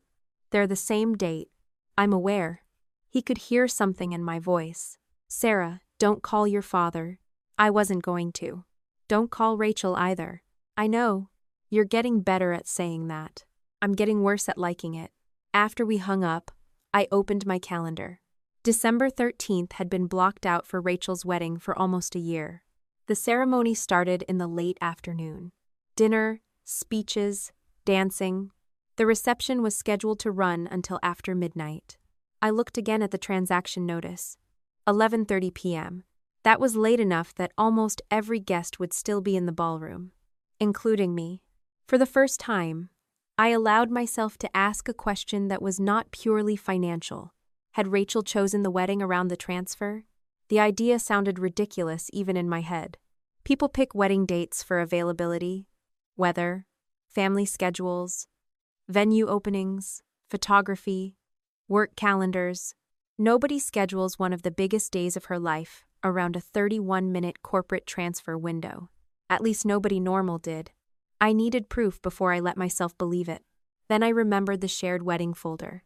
Rachel had added me months earlier because she wanted me to organize transportation. The folder included hotel contracts, vendor schedules, guest arrival information, seating drafts, and email PDFs from the venue coordinator. I had never paid much attention to the correspondence because most of it had nothing to do with me. Now I opened it. The folder was messy. Rachel saved everything. Ironically, that was one thing we had in common. I searched date. Too many results. I searched Saturday. Still too many. Then I filtered by the earliest planning months. There were messages from the hotel coordinator discussing available dates. One email caught my attention. The venue had initially offered 2 Saturday options, December 6th, December 13th. I read the coordinator's message. December 6th actually looked easier. There were more room blocks available. One preferred vendor had better availability. The coordinator even mentioned that December 6th would allow more setup time the evening before. Rachel's reply came 22 minutes later. No explanation. No mention of a meaningful anniversary. No concern about relatives. Just one sentence. No, it has to be December 13th. I stared at the words. It still was not enough to prove the wedding had been designed around the transfer. But the list of coincidences was getting very short.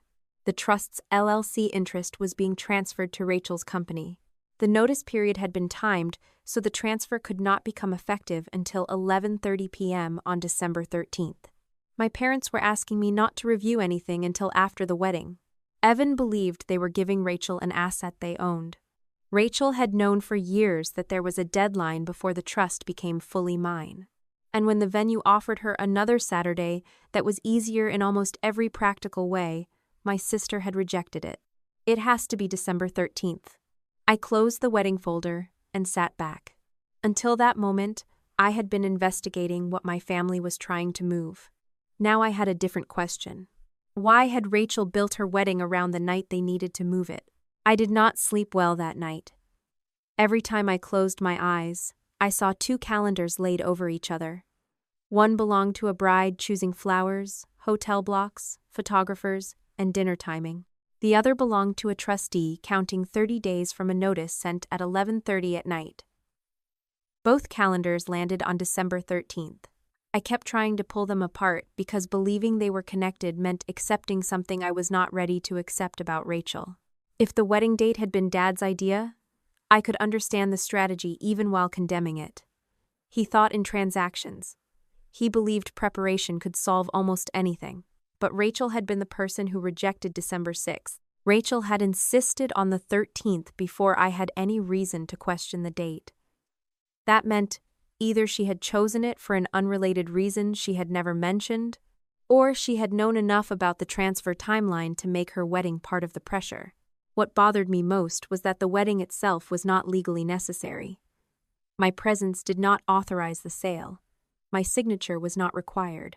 If anything, keeping me at the hotel created risk because I would be physically close when the transaction window opened.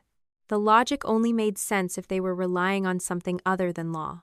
They were relying on me, not on my consent, on my habits. They knew I hated public conflict. They knew I would not want to embarrass Rachel in front of Evan's family. They knew Mom could tell me to wait until morning, and that, historically, waiting was exactly what I did when the alternative was making everyone uncomfortable. The wedding did not create legal authority. It created social pressure around the 31 minutes when that authority mattered most. Once I understood that, the entire plan became more believable. They did not need to hide the transaction forever. They only needed me to discover the full significance after midnight. By Sunday morning, I could object as loudly as I wanted, but I would be fighting to undo a completed sale instead of preventing one. That was the first moment I stopped thinking of December 13th as Rachel's wedding date with a transaction attached to it. I began to wonder whether, to my family, it had been a transaction date with a wedding wrapped around it. The next morning, I opened the wedding folder again and tried to convince myself that one sentence did not prove anything. No, it has to be December 13th. Rachel could have had 100 reasons for writing that. Maybe Evan had a work conflict on the 6th. Maybe somebody important could not travel. Maybe she had already booked a photographer. Maybe December 13th meant something to them personally and I had forgotten. If I had learned anything in the previous week, it was that suspicion becomes dangerous when it starts treating every coincidence like a confession. So instead of calling Daniel, I called Rachel. I waited until late morning because I knew she would probably be doing wedding errands. When she answered, I could hear traffic and the turn signal clicking in the background. "What's up?" she asked. "Quick wedding question." She sighed theatrically. "Please tell me Aunt Linda isn't changing flights again." No. I was looking through the planning folder. For what? Transportation. That was true enough. I saw the venue originally offered December 6th, too. The turn signal stopped. For a second, Rachel said nothing. Then she asked, "Why are you looking at old venue emails?" I noticed it while I was searching. "So? I thought you said the 13th was the only Saturday they had." "It was the only one that worked."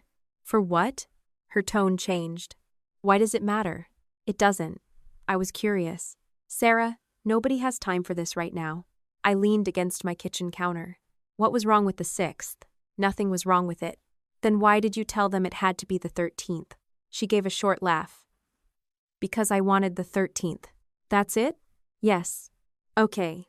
That answer should have ended the conversation. Instead, Rachel said, "Not everything is about you, you know." I went still. I had not mentioned myself. I had not mentioned the trust. I had not mentioned the transfer notice. I had asked why she chose one wedding date over another. "What does that mean?" I asked. "It means you're doing that thing where you turn a normal question into an investigation." I asked why you picked your wedding date. And somehow I'm sure this connects to whatever you're doing with Dad. There it was. I kept my voice neutral. I didn't say anything about Dad. You didn't have to. "Rachel, if you're worried those two things connect, maybe you should tell me why." She was quiet for half a beat. Then she snapped, "I'm not worried about anything." "Good. I have to go." "Okay. Are you still coming Saturday?" The question was abrupt enough that I almost missed how strange it was. "Of course. And you're staying for the whole reception?" I looked toward the calendar on my wall. "Why?" "Because you're my sister." The irony was so sharp I almost laughed. Instead, I said, "That wasn't an answer.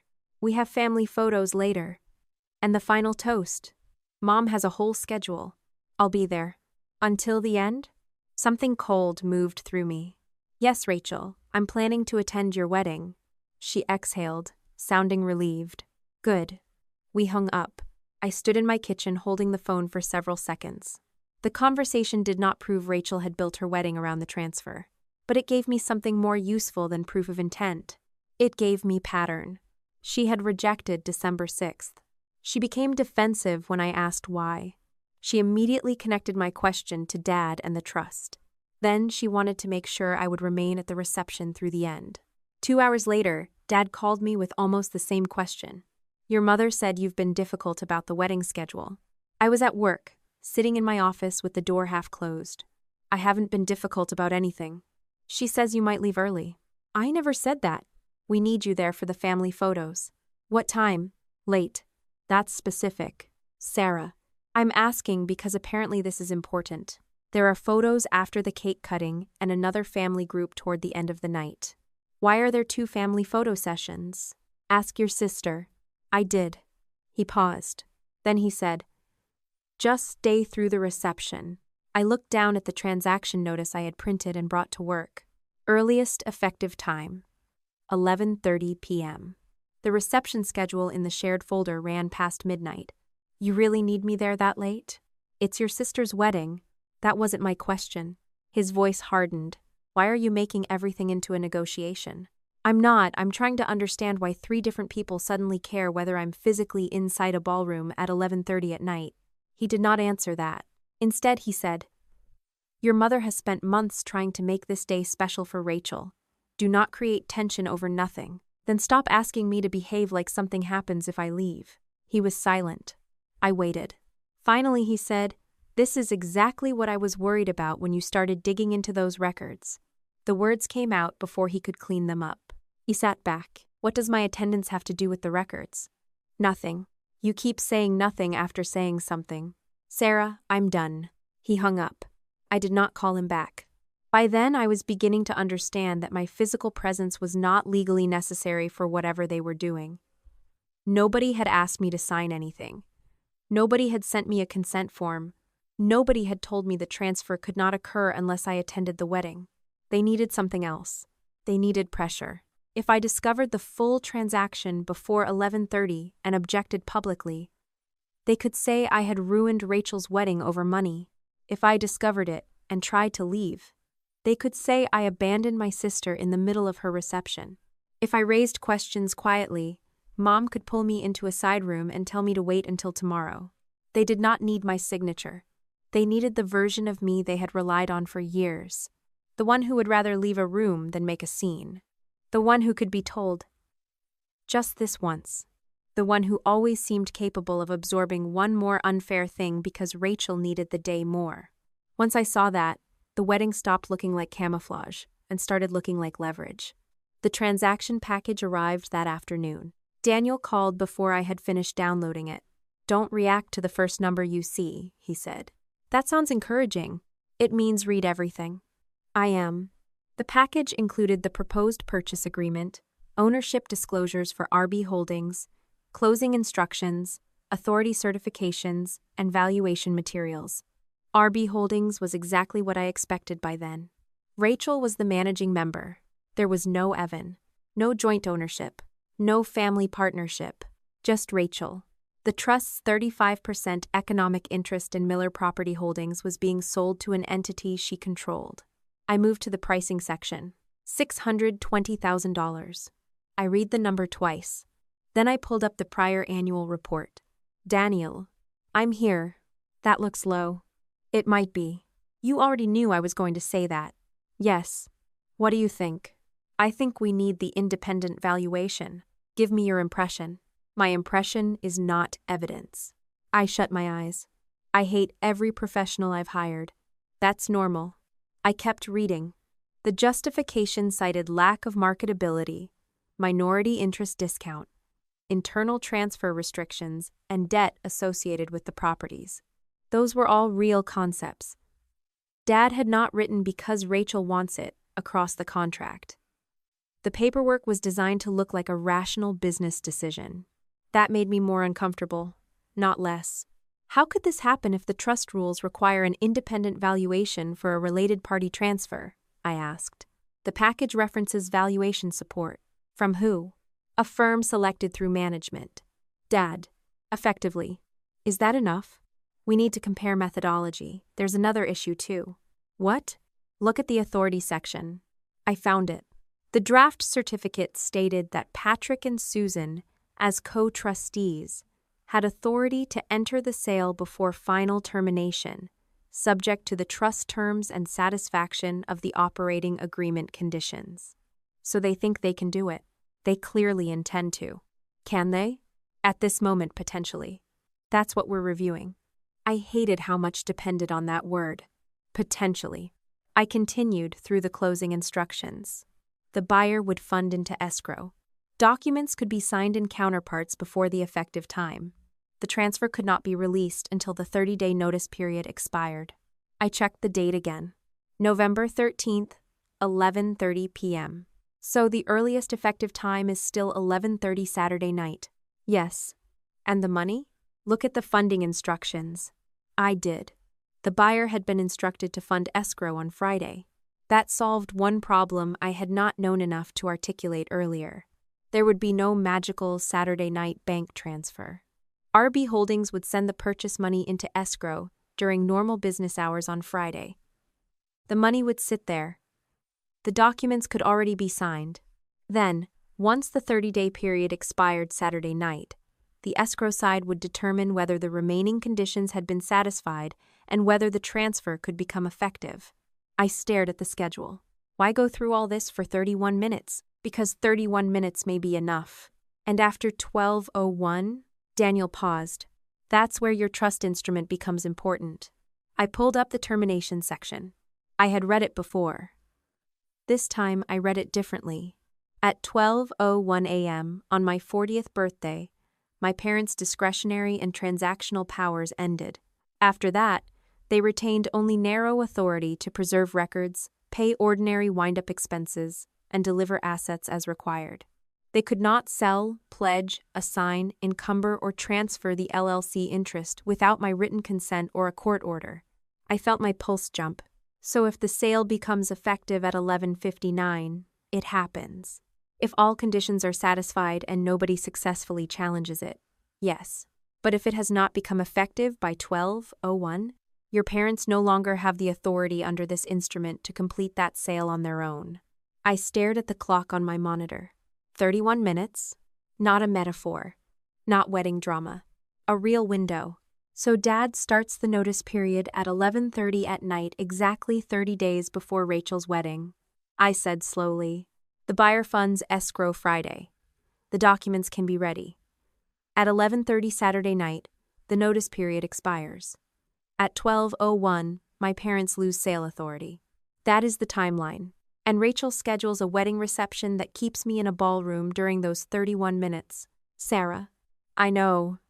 Timing isn't intent. Correct. But it's a hell of a coincidence. Yes. That answer landed harder coming from Daniel than it would have from anyone else. I opened the venue email again. It has to be December 13th. Then I looked at the reception schedule. Cake cutting at 10:45. Final family photograph scheduled for 11:20. A late toast scheduled shortly afterward. Dancing through midnight. I felt something in me settle. Not rage. Clarity. They were not trying to trick me into signing something. They were counting on me being occupied, dressed up, surrounded by relatives, and unwilling to create a conflict while Rachel was still wearing her wedding dress. That was a very different kind of control. It was also one my family had used successfully for years. I sent Daniel the venue emails and reception schedule. He called me back 10 minutes later. This helps with context, he said. It still doesn't prove a wedding conspiracy. I know. You're going to get tired of saying that. I already am. What it does show is that the wedding date was chosen after an alternative date was offered. And the transfer notice timing makes December 13th important. Yes. Can Dad close before Friday? No. Can he close Friday? Not effectively. The 30-day transfer restriction has not expired. So if this happens, it has to happen after 11:30 Saturday. Under these documents, yes. I looked at the reception schedule again. Then I'm going. To the wedding? Yes. I assumed you were. I considered not going. That was true. For maybe 20 minutes after reading the transfer package, I had imagined sending Rachel a short message saying I was done. No wedding, no family photos, no speeches, no opportunity for anyone to corner me in a bridal suite and explain why this was all my fault. It would have been emotionally easier. But easier was not the same as smarter. If I stayed home, the transaction problem did not disappear. If I attended, I could control my own actions. More importantly, I did not want Rachel to spend the rest of her life saying I had ruined her wedding simply by refusing to show up. I was not giving her that story for free. "I'm going," I repeated. "But I'm handling the transaction before I walk into that hotel." "Good. What can we do before then?" "Challenge valuation. Review authority. Put relevant parties on notice once we have enough basis. Preserve documents." "Can we stop it?" "I'm not promising that yet." I appreciated him for saying it, even though I wanted a better answer. That evening, Mark called with preliminary questions about the proposed sale price. "Before you get excited," he said, "$620,000 is not automatically absurd. I know, minority discount, minority interest, marketability, restrictions, underlying debt. I know all the vocabulary now. That is dangerous." I smiled. He walked me through the properties. Miller Property Holdings owned 3 assets: 2 rental properties and a commercial building. Gross property value looked significant, but there was still debt. You could not simply add the properties, subtract the debt, multiply by 35%, and declare that the trust interest should sell for exactly that number. A minority interest did not control the company. It might not be freely marketable. The operating agreement imposed transfer restrictions. Those factors could legitimately reduce value. "Dad mentioned all of that," I said. "He should. So he may be right. He may be right about the existence of discounts. That does not mean he is right about their size." That distinction sounded familiar. Everything in this story seemed to come down to distinctions. My family hoped nobody would examine closely. Help versus entitlement. Control versus ownership. Family property versus trust property. A legitimate discount versus a convenient one. I asked Mark when he would know more. "I'm working through the underlying property values and the operating agreement. I should have a preliminary range soon." "How soon?" "Soon enough for your attorney to use before the wedding if the documents hold together." I did not ask him to hurry. I wanted him to be right more than I wanted him to be fast. The next day, Mom called again. This time, she did not mention records until almost 10 minutes into the conversation. She asked what I was wearing. She asked whether I could arrive early enough for pre-ceremony family photos. She reminded me that Aunt Linda's flight had changed. Then she said casually, "And you'll stay through the final toast, right?" I looked at the schedule. "What time is that?" "Around 11:30.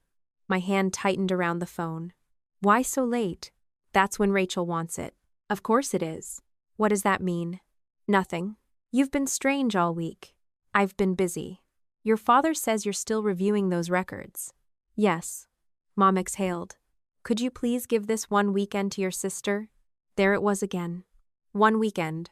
As if trust authority paused because Rachel had centerpieces.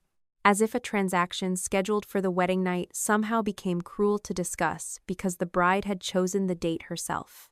"I'm coming," I said. "And you're staying?" "Yes. Thank you." The relief in her voice was almost worse than if she had argued.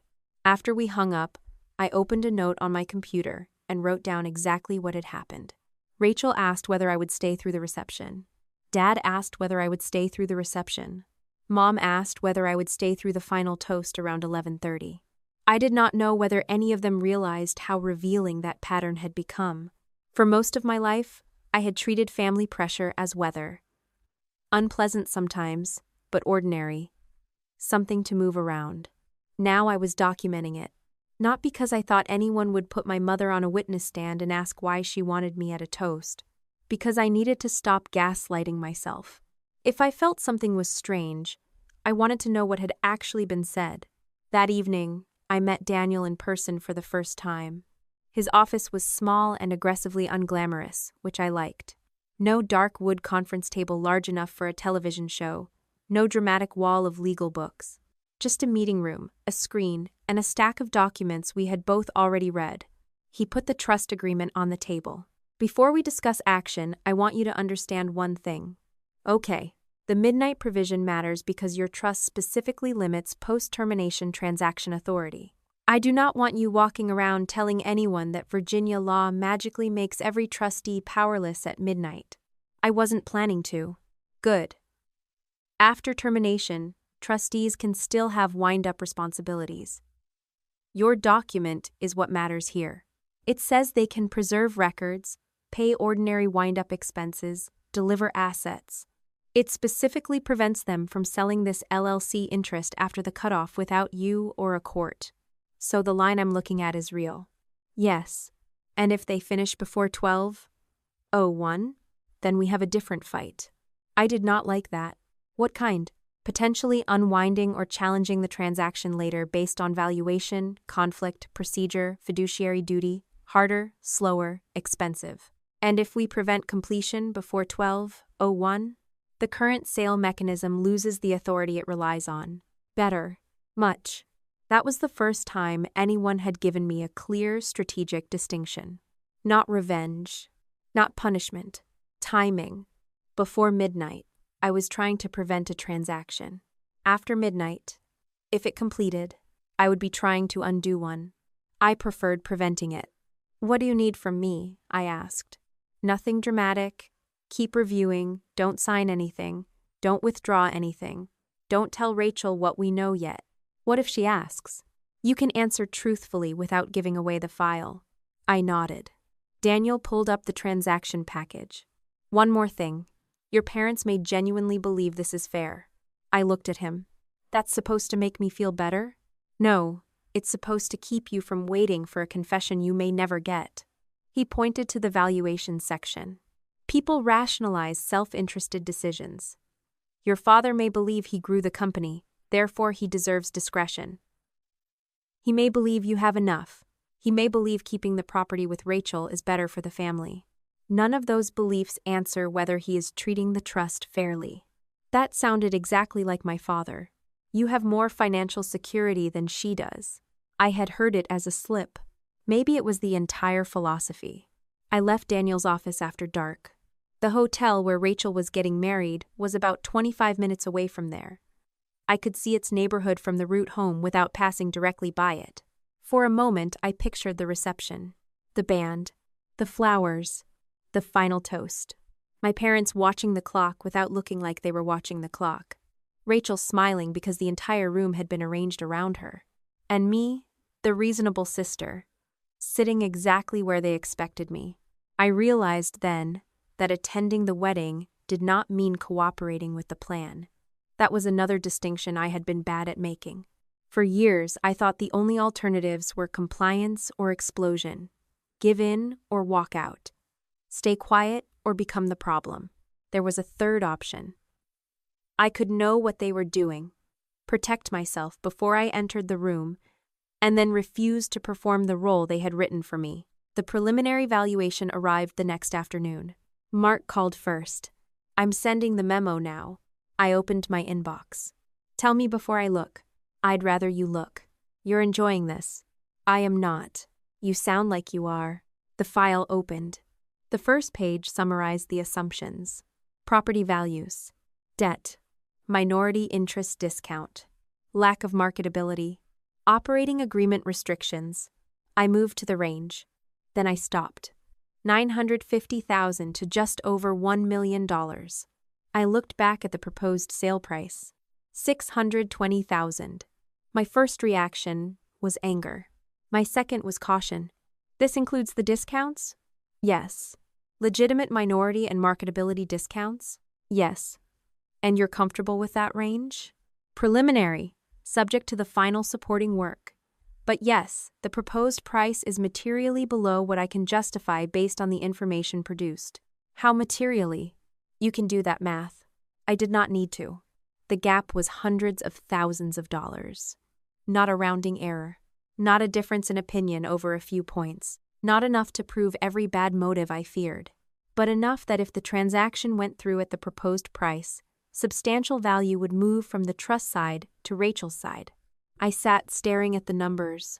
The wedding date was no longer the strangest thing.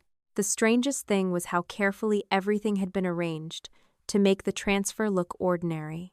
A family company. A family buyer. A valuation full of professional words. A wedding that kept the beneficiary occupied until midnight. And a price low enough that Rachel would walk into her marriage with an asset worth far more than what her company was paying for it. I closed the memo. Then I called Daniel. Now, I said, I think we have enough to stop pretending this is just timing. Daniel did not celebrate when I sent him Mark's preliminary valuation.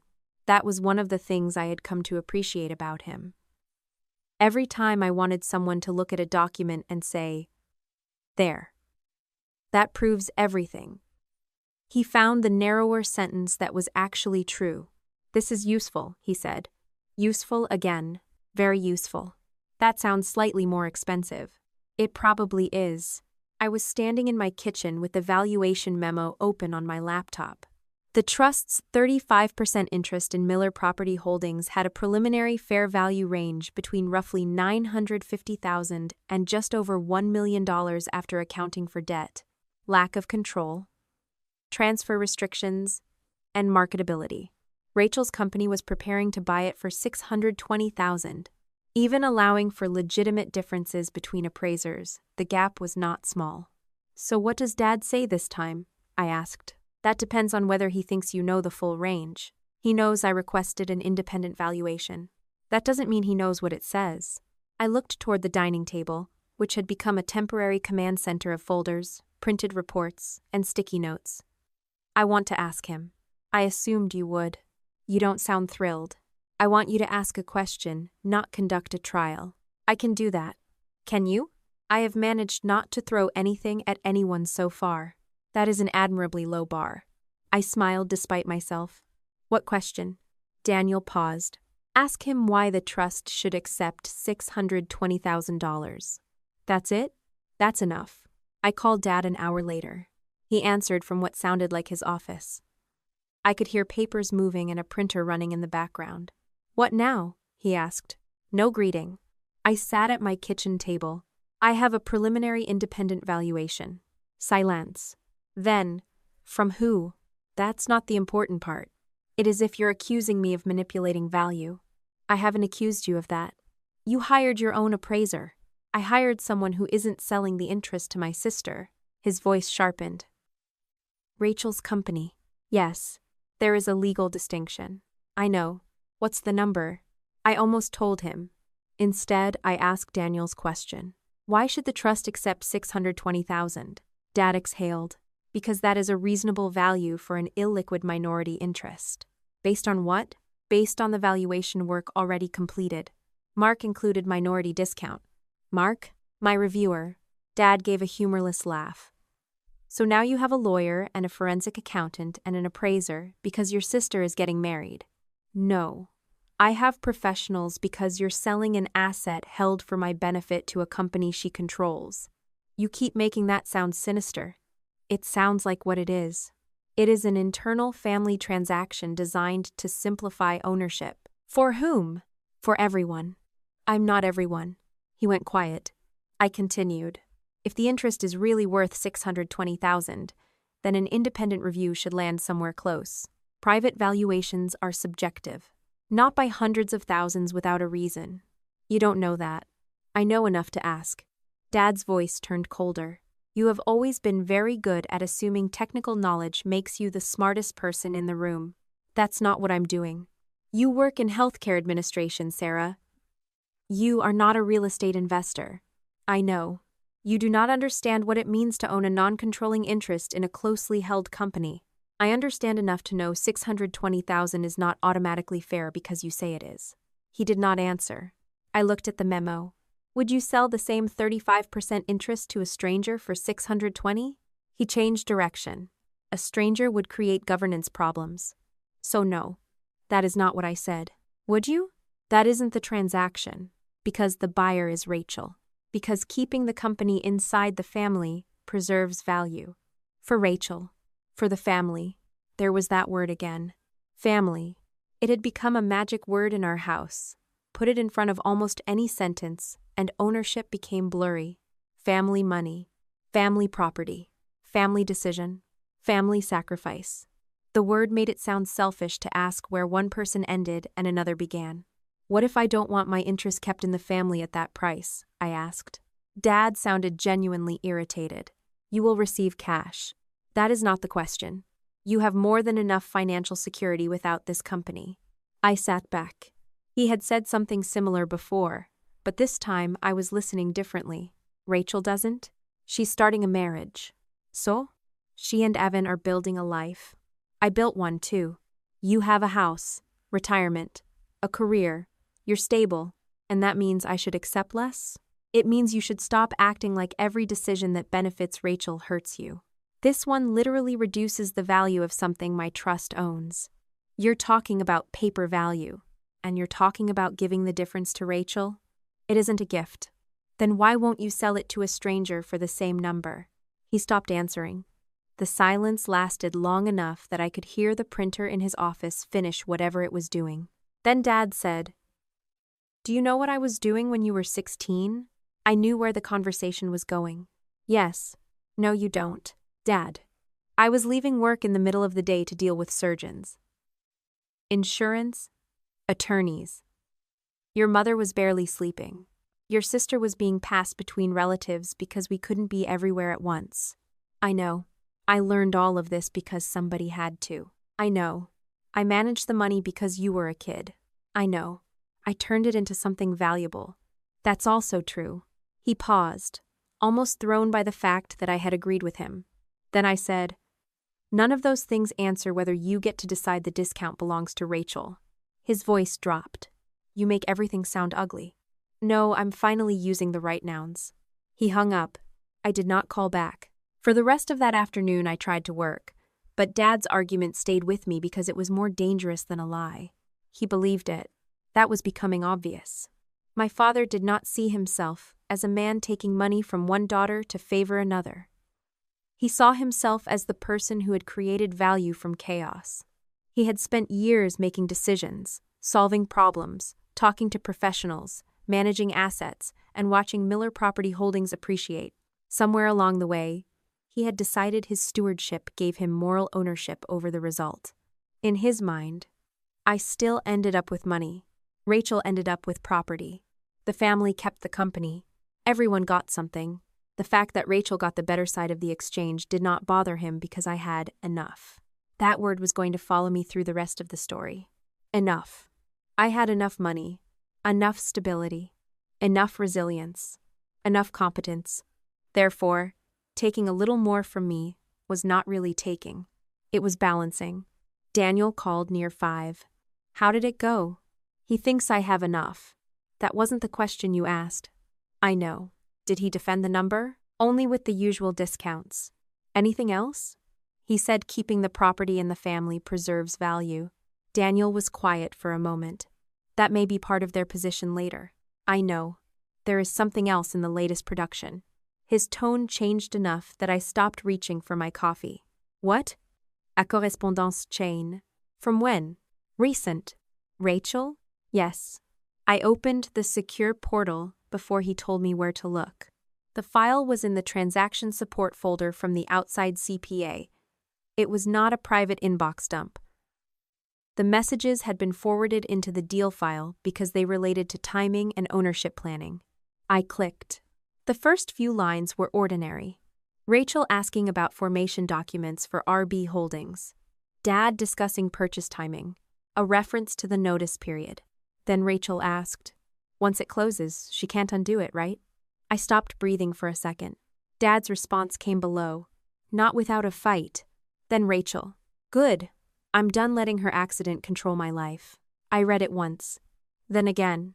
The screen blurred slightly, and I realized my eyes had filled before I felt anything else. For all the spreadsheets, valuations, trust language, and LLC records, that sentence was the first thing that made me want to shut the laptop and walk away from all of it. I'm done letting her accident control my life. Not Dad's decisions. Not Mom's favoritism. Not the trust. My accident?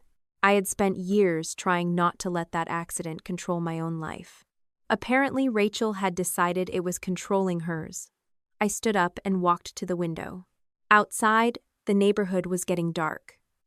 A delivery truck stopped across the street. Someone had hung a wreath on a front door. Ordinary December life kept moving, while I stared at a sentence written by the little sister who used to sleep beside my hospital bed. I remembered her hand around my fingers. I remembered her clapping when I walked farther than expected. I remembered the canceled birthday party and the yellow balloons. And for the first time, I understood the full shape of what Rachel had turned those memories into. A debt. She had decided she was owed compensation for my survival. The most painful part was that I could almost trace how she got there. A 6-year-old could think that way. A 12-year-old could resent the attention. A teenager could blame the sister whose medical needs had dominated the house. But Rachel was 29. At some point, pain stopped being an explanation and became a choice about what kind of person she wanted to be. Daniel's voice came through the phone. "Sarah? I'm here. You don't have to decide anything tonight." "Yes, I do." "No. You have to decide what action protects the asset. You do not have to decide the rest of your family tonight." I wiped my face with the back of my hand. "I'm not deciding whether to forgive her." "Good. I'm deciding whether I'm still going to make this easier for them." Daniel said nothing. I looked at Rachel's message again. Prepare the objection. I did not make that decision immediately. I sat at the table for almost an hour with the email open and forced myself to imagine the strongest possible version of their defense. Maybe Dad genuinely believed the valuation was fair. Maybe Rachel believed years of family support made the distinction between trust property and family property meaningless. Maybe Mom had convinced herself nobody was losing anything because I would still receive hundreds of thousands of dollars. None of those explanations made the transaction acceptable, but I wanted to know whether I was reacting to what they had actually done or to everything I had ever resented about them. So I wrote down what I would have wanted if Rachel's name had not been on the buyer documents.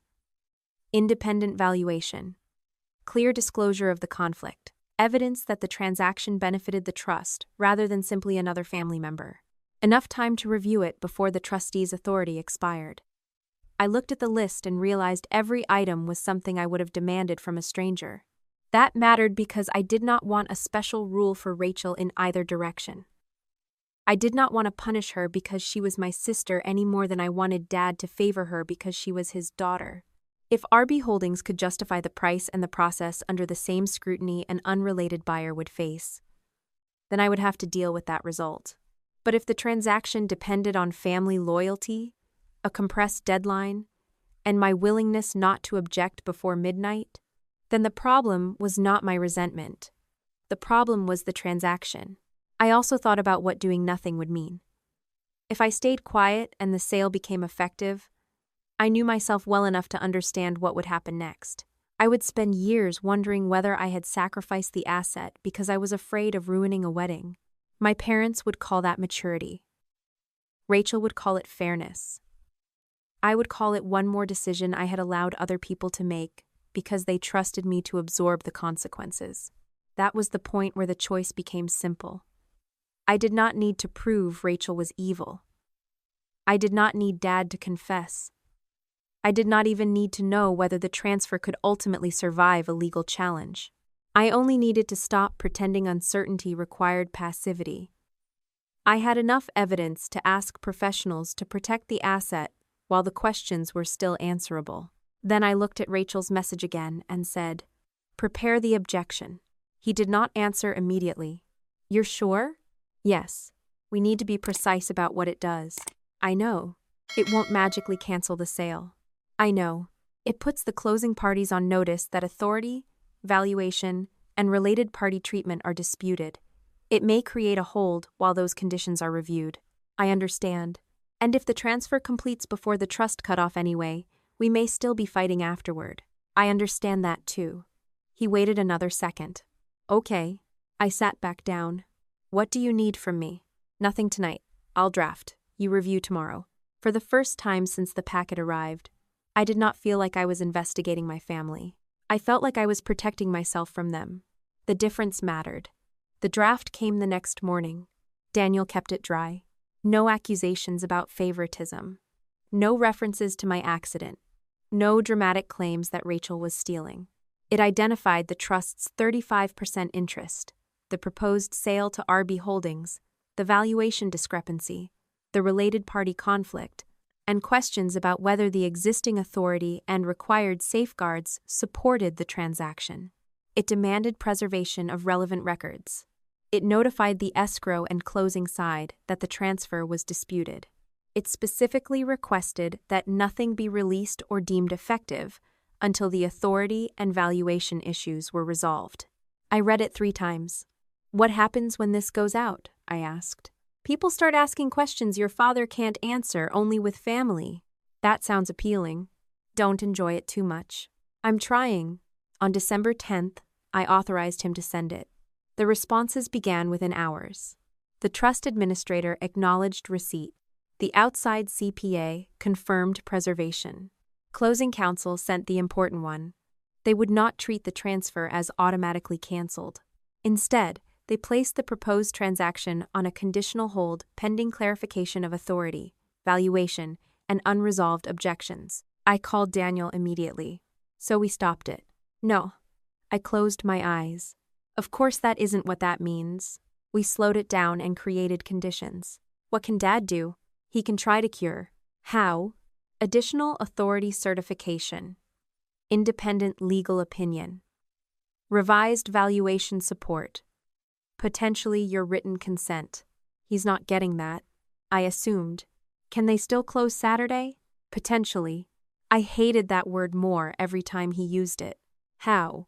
If the 30-day period expires at 11:30 and closing counsel decides the outstanding conditions have been sufficiently addressed before 12:01, the transfer could still become effective during the window. So, the objection did not end the deadline.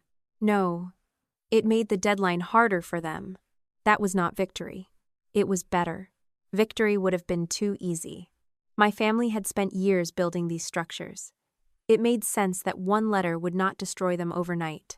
What happens at 12:01 if they haven't cured? Your parents' sale authority under the trust instrument ends. And after that? They can wind up the trust. They can preserve records, pay ordinary expenses, deliver assets. They cannot complete this sale without your written consent or a court order. So they have until midnight.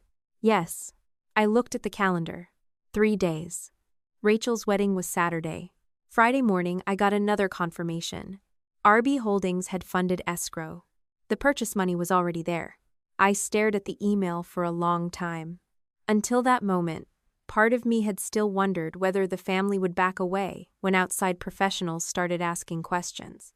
They did not. Rachel had put the money in. Not at 11:30 Saturday night. Not through some impossible weekend wire. On Friday, during normal banking hours, the buyer funded escrow exactly as the closing instructions required. They intended to proceed. I forwarded the notice to Daniel. His response came a minute later. That does not mean they can close. It means they still plan to try. I read the sentence twice. Then my phone rang. Rachel. I almost let it go to voicemail. Instead, I answered, Hi. For a moment, neither of us spoke. Then she said, Are you busy? A little. I just wanted to make sure everything's okay for tomorrow. Tomorrow. Her wedding. I'll be there. I know. Her voice sounded oddly soft. Not the brittle tone she had used when I asked about December 13th. I just don't want any weirdness. I looked at the escrow confirmation on my screen. What kind of weirdness? You know what I mean. I'm not sure I do. She sighed. Whatever is going on with you and Dad, that's not between me and Dad. Well, I don't want it at my wedding. Neither do I. Good. I could hear voices around her, someone asking about flowers. A door closing. Then Rachel said, I just want one day where everything isn't about what happened to you. I did not answer immediately. The line might have devastated me a week earlier. Now I had already read its harsher version. I'm done letting her accident control my life. The wedding day version was softer because she thought I had not seen the real one. I leaned back in my chair. You'll have your day. There was a pause. Thank you. I almost told her. I almost said I had seen the email. I almost asked how long she had believed my body, my pain, and the settlement meant to protect me were an account she could collect against. But Daniel was right about one thing. I did not need a confession. The records were already speaking. Rachel changed the subject. Mom says you're staying through the final toast. I'm planning to. Good. Again that relief. She told me the ceremony time and reminded me where family should arrive. We ended the call as if we were two ordinary sisters discussing an ordinary wedding.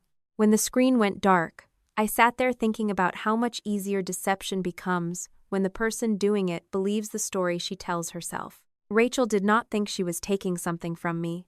She thought she was finally getting even. That was worse. Late that afternoon, Daniel sent one final email before his office closed for the weekend. Closing counsel had confirmed the timeline. The 30-day transfer period would expire at 11:30 the following night. At that moment, the final transaction window would open. Escrow remained conditionally held. Authority and valuation objections remained unresolved. If those issues were cured before 12:01, closing counsel could still consider release. If they were not, the trust's specific termination provision would end Patrick and Susan's power to complete the sale on their own. I looked at the two times. 11:30 p.m. 12:00 a.m. 31 minutes. Rachel had spent a year planning a wedding around one night. My father had spent weeks arranging a transfer around 31 minutes. And they still believed the most important thing I would bring into that ballroom was my willingness to keep the peace. They were wrong. The morning of Rachel's wedding, my father called before 8. I was standing in my kitchen making coffee, already dressed in jeans and a sweater because my hair appointment was not until late morning. My dress hung from the back of the guest room door upstairs. My overnight bag was packed. I had booked my own room at the hotel months earlier, mostly because I did not want to depend on my parents for transportation after the reception. At the time, it had felt like an ordinary preference. That morning, it felt like insurance against being trapped in one more family decision. Dad skipped any attempt at small talk. "Did you withdraw the objection?" I looked out the window. "No." He exhaled slowly. "Sarah." "What?" "I'm asking you one last time to think about what you're doing." "I have." "You have not. You've spent 2 weeks letting lawyers and accountants turn this into some kind of attack. They reviewed records.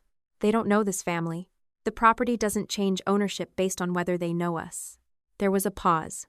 Dad lowered his voice. "You are still going to receive $620,000. That is not the value of the interest. It is a reasonable negotiated price. An independent review says otherwise." "Independent according to whom?" "Someone who isn't buying it for Rachel." He made a frustrated sound. "I told you already. A non-controlling interest in a private company is not worth the same as a percentage of the buildings." "I know. You keep saying that, because you keep explaining the part I already understand, instead of the part I'm asking about." "What part?"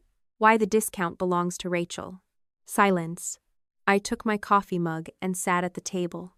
Dad finally said, "You're looking at this too narrowly." I almost smiled because narrowness had become another family word for boundaries. "Then explain the wider view. Rachel is starting a marriage." "I know. She and Evan want stability. So do most people. She has not built what you've built. That is not my fault." "I didn't say it was. You keep treating it like it creates an obligation." He sighed. "You have a career, a home, retirement savings. You are secure, and therefore, keeping the property inside the family while giving you liquidity is not some crime." "I didn't call it a crime. You hired a lawyer. That does not make something criminal. You know exactly what impression you're creating." I looked at the stack of documents I had left on the table. "This is not about impressions. It is your sister's wedding day. And that is still not an accounting answer." His voice hardened. "You are willing to ruin today over a difference in valuation." "No, I challenged the transaction before today." "Same result." "No, different choice." "What does that mean?" "It means if Rachel's wedding becomes part of this, it won't be because I scheduled the transfer for 11:30 tonight." Dad stopped speaking. I waited. When he finally answered, his tone had changed. "You need to be very careful what you accuse people of." "I didn't accuse anyone. I stated a time." "Sarah, I'm still coming to the wedding. I'm not bringing this up publicly. I'm not walking in with a microphone. I'm not handing out documents to guests, but I am not withdrawing my objection." "You're being stubborn. I'm being clear. You were never like this." That almost made me laugh. I had always been like this. The difference was that most of my firmness had been aimed inward. Work harder. Need less. Handle it yourself. Do not make anyone uncomfortable. My family had liked my strength when it saved them effort. They liked it less when I used it to say no. Dad went quiet again. Then he said, "Your mother is devastated. That isn't a reason to change the valuation. You really can't help yourself." "No, I think I finally am." He hung up. Mom called 12 minutes later. I did not need to look at the clock to know she had been standing somewhere near Dad when he called. "Please tell me you didn't upset your father this morning," she said. "He called me. That wasn't my question." I took another sip of coffee. He asked me to withdraw the objection. I said no. Mom was silent for a moment. "Why today?" "I didn't file it today." "You know what I mean." "I do. You want me to pretend the transaction is not still active because Rachel is getting married. I want you to let one day be peaceful." "Peaceful for whom?" "For everyone." "That usually means Rachel." "That is unfair." "Is it?" "Yes." Her voice sharpened. "Your sister has been planning this wedding for a year. She barely slept last night. I spent half the night fixing a seating problem because Evan's aunt suddenly decided she couldn't sit near his cousin.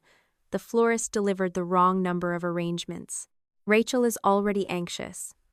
She does not need you walking in there with this hanging over everyone. I am not discussing it with guests. But she knows."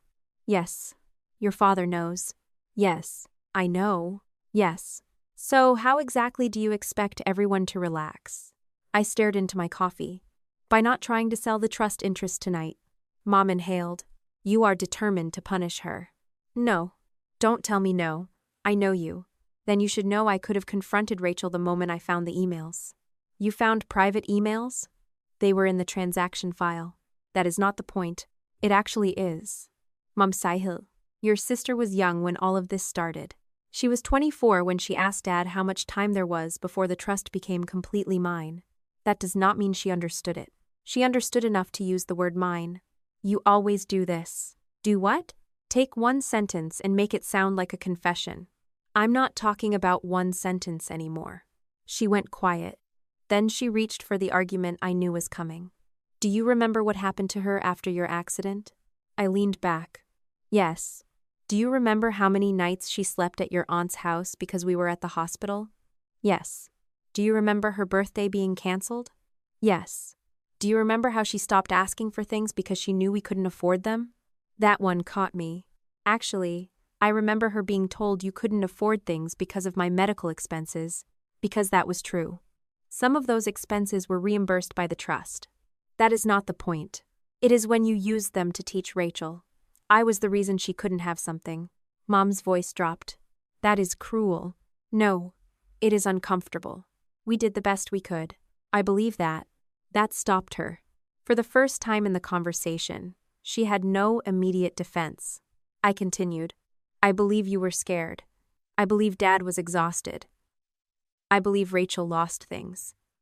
I believe all of that. But none of it means she gets a discount on something held for my benefit 23 years later." Mom started crying. Not loudly. That soft, controlled crying was harder for me than anger, because it touched the oldest part of me, the part trained to step forward when she looked overwhelmed. "Sarah, she needs us right now." There it was. Not she is right. Not the valuation is fair. She needs us. I waited. Mom whispered, "You have always been the reasonable one." The sentence hit me differently than it ever had before. I had heard it as praise my entire life. Sarah will understand. Sarah can handle it. Sarah won't make a scene. Sarah doesn't need as much. The reasonable one. Suddenly, I understood what it had cost me. "That's why you always ask me to lose," I said. Mom stopped crying for a second. "What?" "Every time something has to give, you come to me because you think I can take it." "That is not true." "Rachel cries, so you move toward her. I figure things out, so you take that as permission to give her more.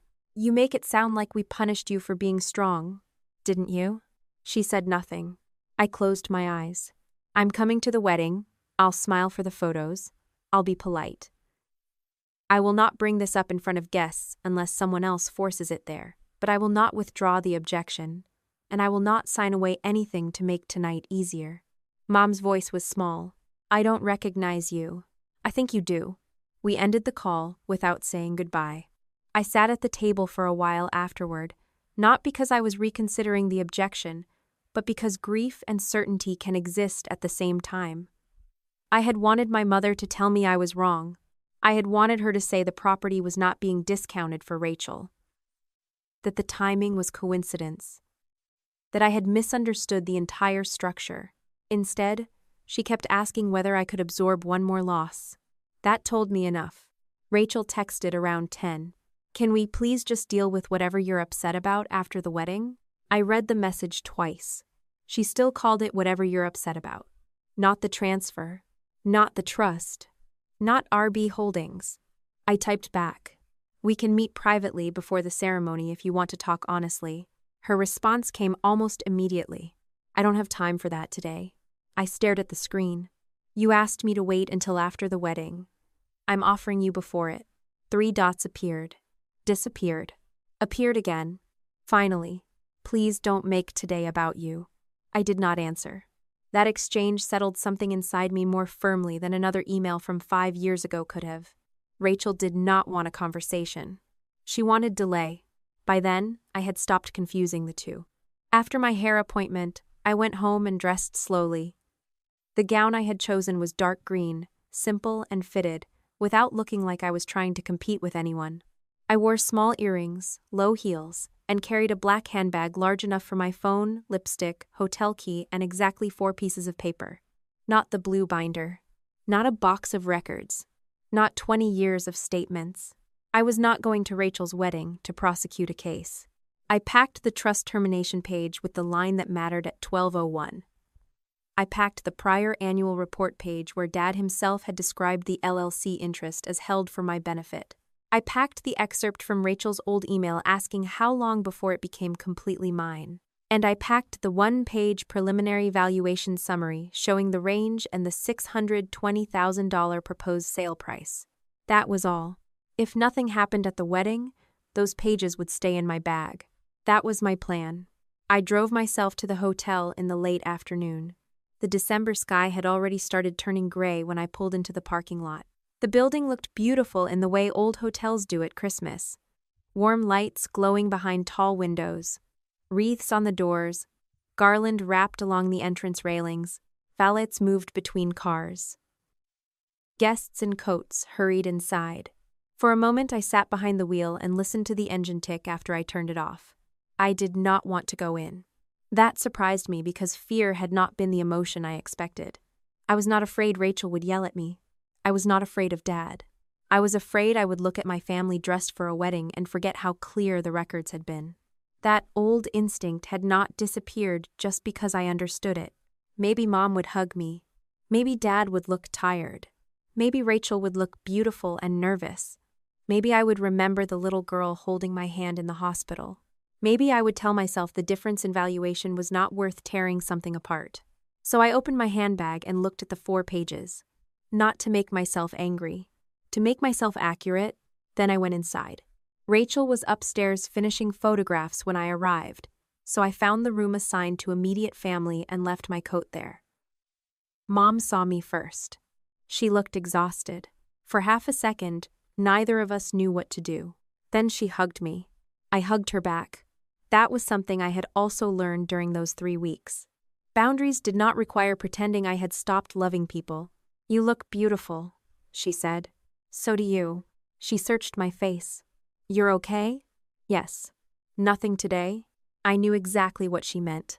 I'm not starting anything. Relief crossed her face. Thank you. I did not say, that depends on all of you. There was no point. Dad came in a few minutes later wearing his tuxedo. His eyes dropped briefly to my handbag. I noticed. He noticed that I noticed. Neither of us said anything. Glad you came, he said. It's my sister's wedding. He nodded.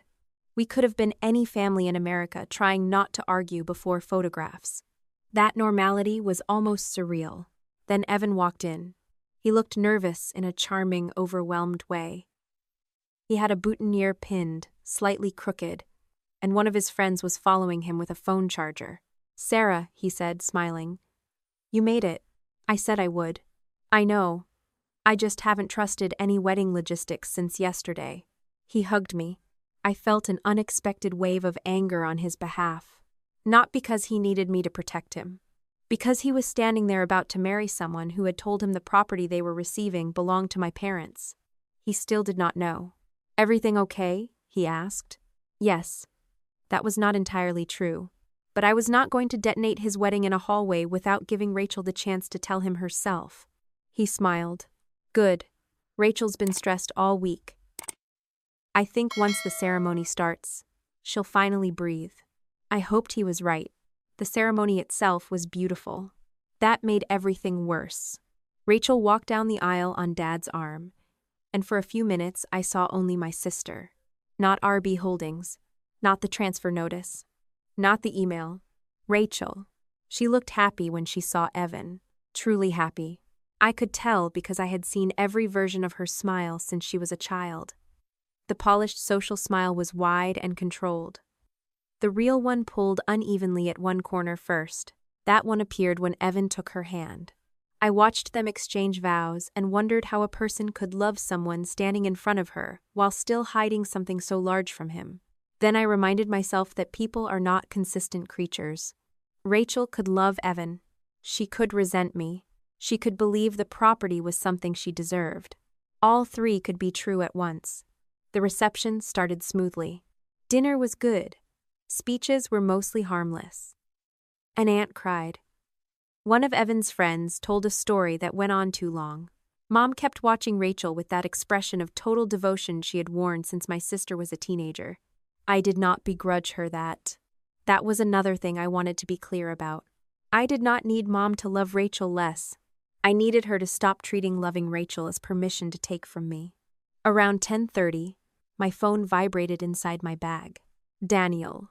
Just checking in, no change. Escrow remains conditionally held. Earliest review window still 11 to 30. Do not engage unless necessary. I read the message and locked my phone. No change. At 10:45, the cake was cut. At 11, Rachel and Evan danced again. At 11:15, Mom appeared beside me. Family pictures. I looked at the clock. Of course.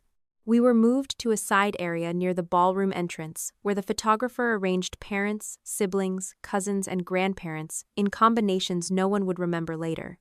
Rachel looked radiant. Dad looked relaxed. Mom looked relieved. I stood where they put me. The photographer asked Rachel to move closer. She did. Her shoulder touched mine. For one strange second, we smiled toward the camera like sisters who had never spent the previous 3 weeks on opposite sides of a financial deadline. The flash went off. Rachel leaned slightly toward me without changing her smile. "You're being good." I kept smiling for the next photo. "I'm not a dog." Her smile tightened. The photographer told us to look at each other. Rachel turned toward me. "Please," she whispered. "Please what?" "Just get through tonight." The camera flashed again. I looked into her eyes. "You could have met with me this morning." Her expression changed for half a second. "Not here." "I agree." The photographer finished the group. Rachel immediately turned away. At 11:27, guests began drifting back toward their tables for the final toast. I checked the clock because by then I could not help it. 3 minutes. Dad appeared beside me. "You staying?" "Yes." He nodded. There was relief in his face, too. That was the part that finally made me angry. All of them had spent the day measuring me against the same assumption. She came. She stayed. She smiled.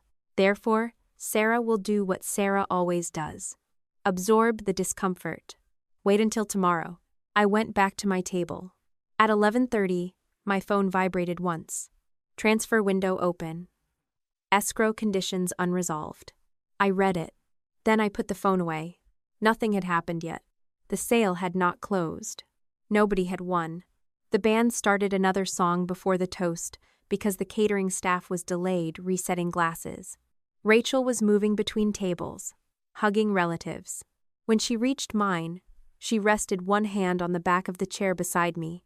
Her face was still bright from photographs and champagne. She glanced toward Mom and Dad, then toward Evan, who was talking to his uncle. Finally, she looked at me. Her smile stayed in place. She leaned down, as if she were about to say something affectionate only her sister could hear. Instead, she whispered, "You're not my sister anymore." I turned my head. Rachel's eyes stayed on mine. Then she added the part that told me she still believed she had already won. After tonight, Rachel's smile never moved when she said it. "You're not my sister anymore. After tonight."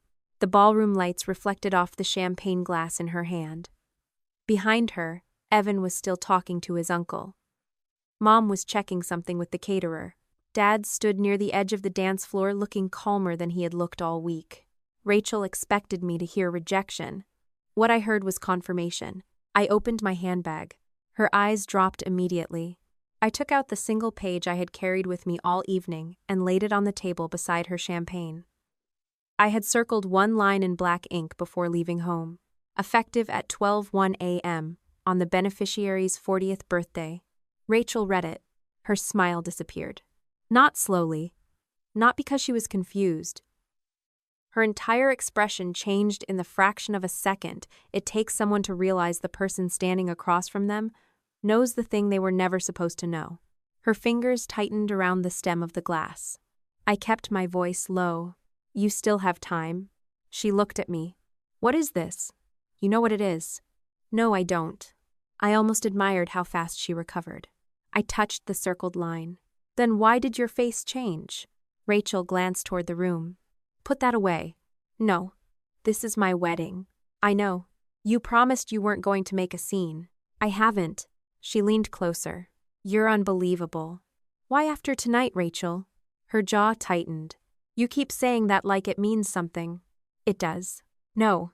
It means I'm done with you." "Then say you're done now." She stared at me. I continued. "Say I'm not your sister starting this second.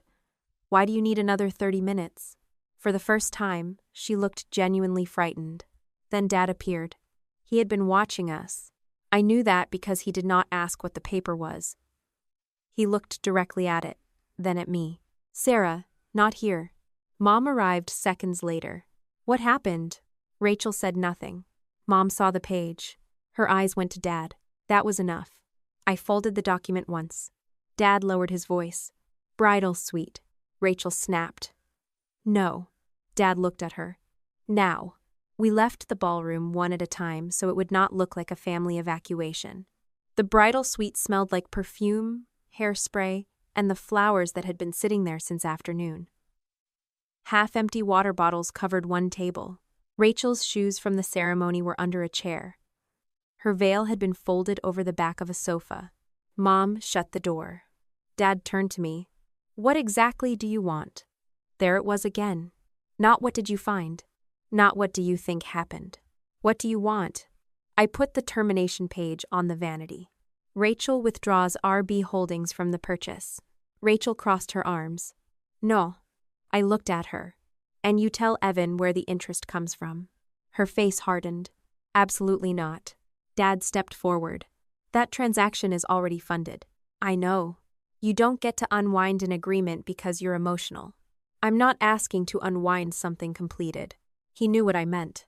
The transfer window had opened at 11:30. The escrow conditions were still unresolved. Nothing had become effective yet. Dad said, "The objection can still be cured." "Yes, so stop pretending you have some absolute veto." "I never said I did." Mom looked between us. "Can someone please explain what is happening without talking like lawyers?" Rachel answered before I could. "Sarah is trying to stop Mom and Dad from giving me part of the company." I turned to her. "That is not what they're giving you." "Yes, it is." "No. They are selling your company a trust, owned interest at a disputed valuation." "Oh my God." Rachel laughed once and looked at Mom. "Do you hear this? I hear you changing the nouns." She looked back at me. "What does that even mean?" "It means Mom and Dad giving me part of the family company sounds different from RB Holdings buying an asset held for my benefit." Dad said, "Stop." I ignored him.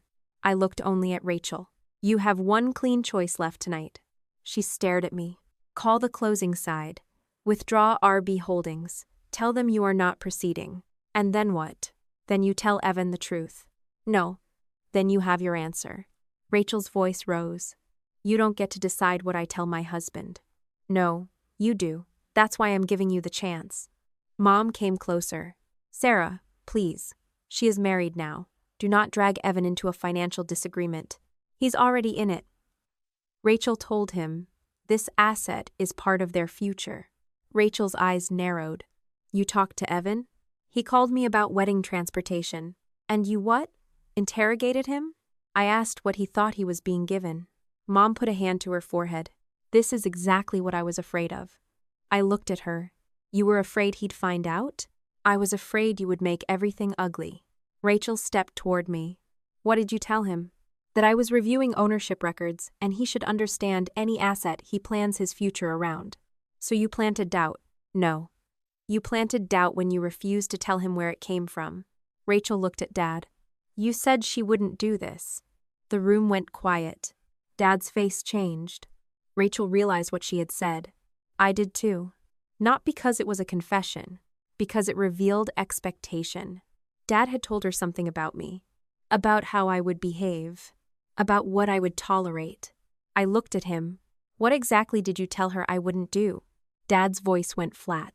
This is getting out of control. No, it's getting specific. Mom stepped between us. Enough. Rachel turned away and pressed both hands against the vanity. For several seconds, nobody spoke. Then she said quietly, If I stop it now, can we fix this? Her voice was different. No performance. No anger. Just fear. I felt something inside me pull toward her. For a second, I saw the little girl in the hospital chair again. The little sister who had drawn pictures for me. The teenager I had stopped trying to understand. I wanted that version of Rachel to still exist somewhere inside the woman standing in front of me. We can deal with what happened honestly tomorrow, I said. She turned. That's not what I asked. I know. If I stop it, you drop the accounting? No. Her face closed. You stop going after Dad? I'm not bargaining away more than 23 years to save your wedding. Her eyes filled. So there is no deal. There is a choice. That's the same thing. No. I stepped closer. Stopping tonight doesn't erase what happened before. It only stops you from making one more decision after you know exactly what it is. Rachel stared at me. And Evan still has to know. Yes. She laughed bitterly. Of course. Mom grabbed my wrist. Sarah. I looked down at her hand. She released me. Her voice broke. You have always been the reasonable one. That sentence did something to me. Maybe because I finally heard what it had meant all those years. Not kind. Not mature. Available for sacrifice. That's why you always ask me to lose, I said. Mom recoiled. That is not fair. It's the most accurate thing I've said tonight. Dad shook his head. You are tearing apart this family over money. No. I looked at him. I stopped you from deciding what I was allowed to lose. Rachel turned toward the door. I'm done. Rachel. She stopped. I checked my phone. 11:37. The attorney's message was still on the screen. Transfer window open. Escrow conditions unresolved. You still have time, I said. Rachel looked over her shoulder. Keep your money. Then she left. Dad followed her. Mom stood with me another moment. Her face looked older than it had that morning. You could let this go, she whispered. That's what all of you planned on. I walked out before she could answer. When I returned to the ballroom, Rachel was nowhere near Evan. She stood beside the DJ table talking to Dad. He looked furious. She looked panicked. I sat down. I had no intention of approaching either of them. At 11:42, Rachel crossed the room toward Evan. I watched them speak. I could not hear a word. I did not pretend I knew what she told him. Whatever it was, Evan looked confused rather than shocked. Rachel touched his arm. He nodded slowly. Then she walked away. Maybe she had considered telling him. Maybe she had lied. I did not know. I only knew she had not withdrawn RB Holdings. At 11:47, the band stopped for the final toast. Dad was supposed to speak. Instead, Rachel took the microphone. That was the moment she made the worst decision of the night. She smiled at the room. Before we finish, I need to clear up something because apparently some family issues have decided they can't wait until tomorrow. My stomach dropped. Mom closed her eyes. Dad moved toward Rachel, but she lifted one hand. No, Dad, it's fine. Guests started looking around. Rachel found me across the ballroom. My sister has spent the last few weeks convinced that anything connected to money from her accident belongs to her forever. The room went very still. I felt every eye turn toward me. Rachel continued. Mom and Dad spent years taking care of her, managing everything, building this family, and now she's threatening to stop them from giving me one wedding gift because she thinks she deserves control over all of it. Someone near my table whispered my name. Rachel's voice shook just enough to sound wounded. I wasn't going to say anything tonight. I wanted one day that wasn't about Sarah. There it was. The story. Rachel had always been good at getting there first. Mom stood. We spent our lives taking care of both our daughters. Dad added, the property Rachel is talking about has always been family property. That was the line. The one mistake he could not take back. I stood. I did not rush toward the microphone. I did not need it. Rachel had quieted the room for me. You made this public, I said. I'm done lying to keep you comfortable. Rachel's face changed. I opened my handbag. Dad said, Sarah, don't. I took out the first page. This is Dad's own annual trust report. I held it up but did not wave it around. I'm not asking anyone here to understand trust law. You don't need to. I looked at Dad. You just said the interest was always family property. He said nothing. I read one line. Long-term investment held for Sarah Miller's benefit. The room stayed silent. I put the page on my table. Rachel laughed nervously. That doesn't mean Mom and Dad weren't allowed to manage it. I never said they weren't. I took out the second page. This is an email Rachel sent 5 years ago. Her face drained. I did not read the entire chain.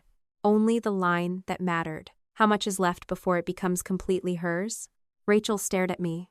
I continued. Dad explained the trust ends at 40. Rachel replied. Then anything you want to do for me needs to happen before that. A chair moved somewhere behind me. Nobody applauded. Nobody needed to. Rachel raised the microphone. You're reading private family emails at my wedding? They were in the transaction file. You're disgusting. I pulled out the valuation summary.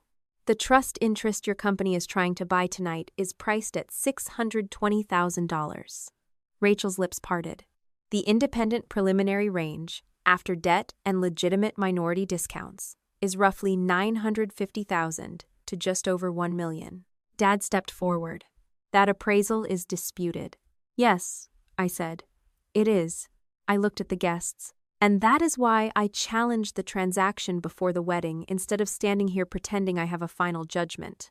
Then I turned back to Rachel. You told everyone this was a gift from Mom and Dad. It is. No, your company is buying it. Rachel's hands shook around the microphone. Evan had been standing several feet away. He looked at her. Did you know where it came from? Rachel looked at him. Evan, not now. Did you know? She glanced at Mom. Then Dad. Then me. Sarah has more than enough. The words landed harder than a confession. Evan's expression changed. Not into anger. Into understanding. He stepped backward. Rachel reached for him. Evan. He moved his arm away. The ballroom remained painfully quiet. I could see relatives avoiding each other's eyes. An aunt near the dance floor picked up her purse. One cousin stood and walked toward the hallway. Nobody booed Rachel. Nobody cheered for me. The silence was worse. Rachel looked around the room as if she could not understand why the story had stopped working. I put the papers back into my handbag. Then I looked at her. You still know what to do before midnight. I picked up my coat and left. I did not stay to watch her cry. I did not wait for Evan to make a decision. I did not need Dad to admit anything. At 11:58, I was sitting in a quiet corner of the hotel lounge downstairs with a glass of water untouched in front of me. My phone lay on the table. No message from Rachel withdrawing RB Holdings. No notice from escrow. At 11:59, the screen lit up. Rachel. For 1 second, I thought she had done it. Then I read the message. You're really going to do this to me? I stared at those words until the clock changed. 12:00. Then the minute turned again. 12:01. At 12:01, nothing dramatic happened in the lounge. No alarms went off. No money appeared in my account. Nobody from a bank called to congratulate me. The hotel did not suddenly know. My family had just lost a 31-minute race they had spent months arranging. My phone vibrated once. The message came from Daniel. Transactional authority under the trust termination provision has ended. Proposed transfer did not become effective. Escrow cannot release as a sale under the prior authority. We proceed with final accounting and wind-up. I read it twice. Then I put the phone down. That was all. 23 years of my parents managing the trust ended in 4 dry sentences written by a lawyer at 1 minute past midnight. I expected triumph. What I felt was relief followed immediately by grief. The relief made sense. The transfer had failed. Rachel had not acquired the interest. Dad could no longer complete that sale simply by fixing a valuation document or persuading closing counsel that his authority was sufficient. Any attempt to move the LLC interest after that point would require my written consent or a court order. The grief took longer to understand. I was 40. For most people, a birthday at midnight is symbolic. For me, that particular minute divided my life into before and after. Before, my parents had held a legal role created when I was young and injured and willing to let adults handle everything. After, they still had limited duties to close out the trust properly, but they no longer had the power to decide where that asset went. I thought about myself at 16. I remembered waking in the hospital and hearing Mom say, "We'll take care of everything." Back then, I had needed those words. The mistake was believing they still meant the same thing 23 years later. Taking care of me had slowly become taking control for me. And somewhere inside that change, my family stopped noticing there was a difference. I did not go back upstairs. I finished the glass of water, went to my room, took off my shoes, and sat on the edge of the bed while music from the reception thudded faintly through the floors. Rachel did not call. Moan did. I let it go to voicemail. Dad did not contact me at all. At 12:19, another text from Rachel appeared. "You could have waited until tomorrow." I read it and almost answered. Then I thought about the transfer notice delivered at 11:30 at night exactly 30 days earlier. Tomorrow had always been the plan. Tomorrow was when they expected me to discover I was too late. So I locked my phone and went to sleep. The next morning, Rachel told her version first. She sent a message to the family group chat just after 9. Sarah changed her mind at the last second and killed the wedding gift Mom and Dad had planned for us. I hope everyone understands why last night became what it became. I was included in the group. I stared at the phrase "last second." There had been a time when I would have responded immediately. I would have attached emails, explained the timeline, corrected every sentence, and spent the next 3 hours defending myself to relatives who did not know enough to judge any of it. I did none of that. My objection had been sent December 10th. The timestamp existed. Closing counsel had acknowledged it. Rachel could call it last-minute sabotage if she wanted. The records did not care what adjective she used. I sent Daniel a screenshot for the file and muted the chat. 3 weeks later, I was sitting across from Rachel in a mediation room when that message came back to matter. The weeks after the wedding were not cinematic. They were slow. Documents, calls, requests, valuation questions, arguments over which expenses belonged to the LLC and which were legitimate business decisions. Final trust accounting did not arrive wrapped with a bow. It came in sections. Some things I had been angry about turned out to be defensible. Some transactions I thought looked terrible had enough support to survive scrutiny. Other items looked worse once the underlying records were complete. I was grateful for that complexity. It made the things that remained harder to dismiss. The proposed sale was still the clearest issue because it had combined every problem in one place. Related party buyer, a materially low valuation, a deadline tied to the trust's termination, and direct evidence that Rachel understood she was benefiting before the asset became completely mine. The older LLC transactions were messier.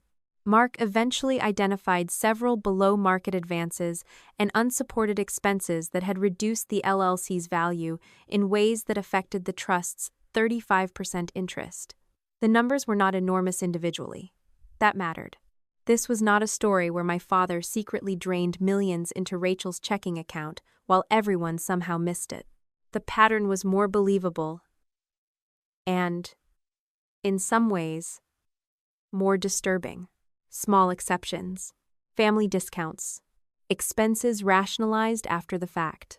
Loans that were not collected the way unrelated loans would have been. A contractor bill that should never have been sitting under a business expense category. Each decision had an explanation. Together, they showed a habit. When Rachel needed something, the rules became flexible. When I asked why, everyone called the flexibility love. The first mediation session happened in January. Rachel arrived with Dad. Mom came separately. Evan did not attend. I knew by then that he and Rachel were having problems, but I knew almost nothing beyond that. I had deliberately stayed out of their marriage. Rachel looked different from the wedding. Not physically, emotionally. The polished confidence was gone. She looked tired and angry. At one point, while discussing whether she had understood the source of the proposed LLC interest, Rachel said, "I didn't know it was really Sarah's trust asset. Dad handled all of that." I looked at Daniel. He opened the file. The 2020 email appeared on the table. How much is left before it becomes completely hers? Rachel's face changed. Daniel did not dramatize it. He simply asked whether she had written the message. She stared at the page. "Yes. And when you used the word hers, who did you mean?" Rachel did not answer immediately. Dad stepped in. She didn't understand the technical ownership structure. Daniel looked at him. The question was for Miss Miller. Rachel's jaw tightened. "I meant Sarah." That was enough.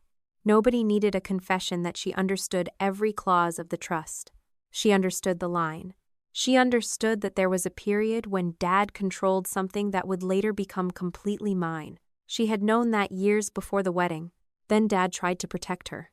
He said most of the financial decisions were his. He said Rachel was not sophisticated in trust matters. He said she relied on him.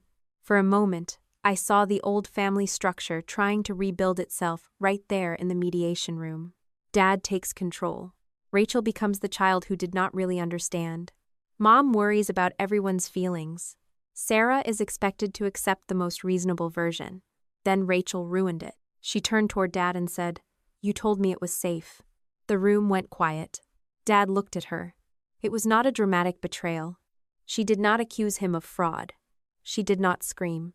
She simply revealed that she had been reassured about risk. Dad's face changed in a way I had never seen before. For decades, he had been the person Rachel trusted to make consequences disappear. Now that consequences had arrived, she was handing them back to him. That was the first time I think he understood that protecting Rachel had not made her loyal. It had made her dependent on protection. The mediation continued for hours. We did not resolve everything that day. We did not resolve everything the next month either. By March, the independent accounting had become detailed enough that the major disputed categories were clear. Patrick's side argued that some transactions had produced indirect business value. Our side challenged the lack of documentation and below-market treatment. The proposed sale valuation remained the strongest issue because the gap between $620,000 and the independent range could not be explained away by simply repeating the words minority discount. Eventually, everyone understood what a prolonged fight would cost. Legal fees, accounting fees, depositions, years of resentment converted into invoices. We moved towards settlement. Dad agreed to make restitution connected to the improper LLC-level benefits and the costs associated with the failed related party transaction. He did not write a check from an endless bank account. He had wealth, but it was mostly tied to real estate and retirement assets. He sold one personal investment property. He liquidated part of another investment account. The final number mattered less to me than the fact that for once the cost of the family's decisions stayed with the people who made them. The LLC itself changed too. Independent financial oversight was added. Related party transactions required stronger review. Rachel's expected ownership through RB Holdings disappeared completely. She also lost the informal managerial role Dad had been building for her around the property business. She was not fired in a dramatic boardroom scene. There was no boardroom. She simply stopped being treated as the person who would inherit influence by default. That hurt her more than I expected.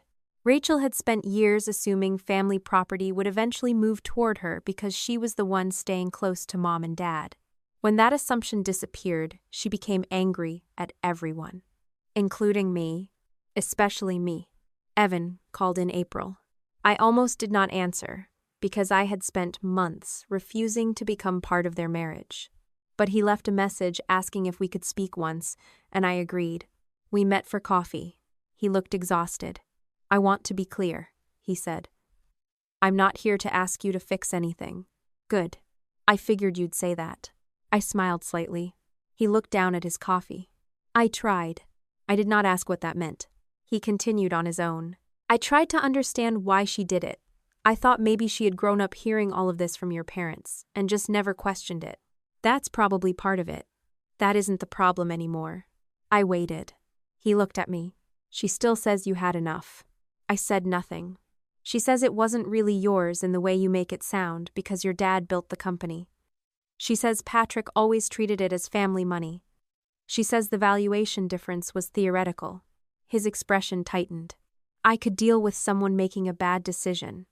I don't know how to build a marriage with someone who still thinks it was okay. That was the first time I knew exactly why their marriage was failing. Not because I had inferred it, because Evan told me. Are you leaving? I asked. We're separating. I felt no satisfaction. That surprised me.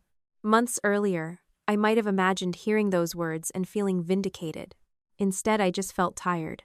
I'm sorry, I said. He nodded. So am I. Then he added, for what it's worth, I'm sorry I believed the property was your parents' to give. You believed what your wife told you. Still, you're not responsible for something nobody showed you. That was as far as I was willing to go. I did not tell him Rachel had always been selfish. I did not list every childhood grievance. I did not try to make sure he left her permanently. Their marriage belonged to them. Rachel's choices belonged to her. That distinction was becoming the organizing principle of my life. Rachel called me the following week. I had expected anger. I got something colder. You happy now? No.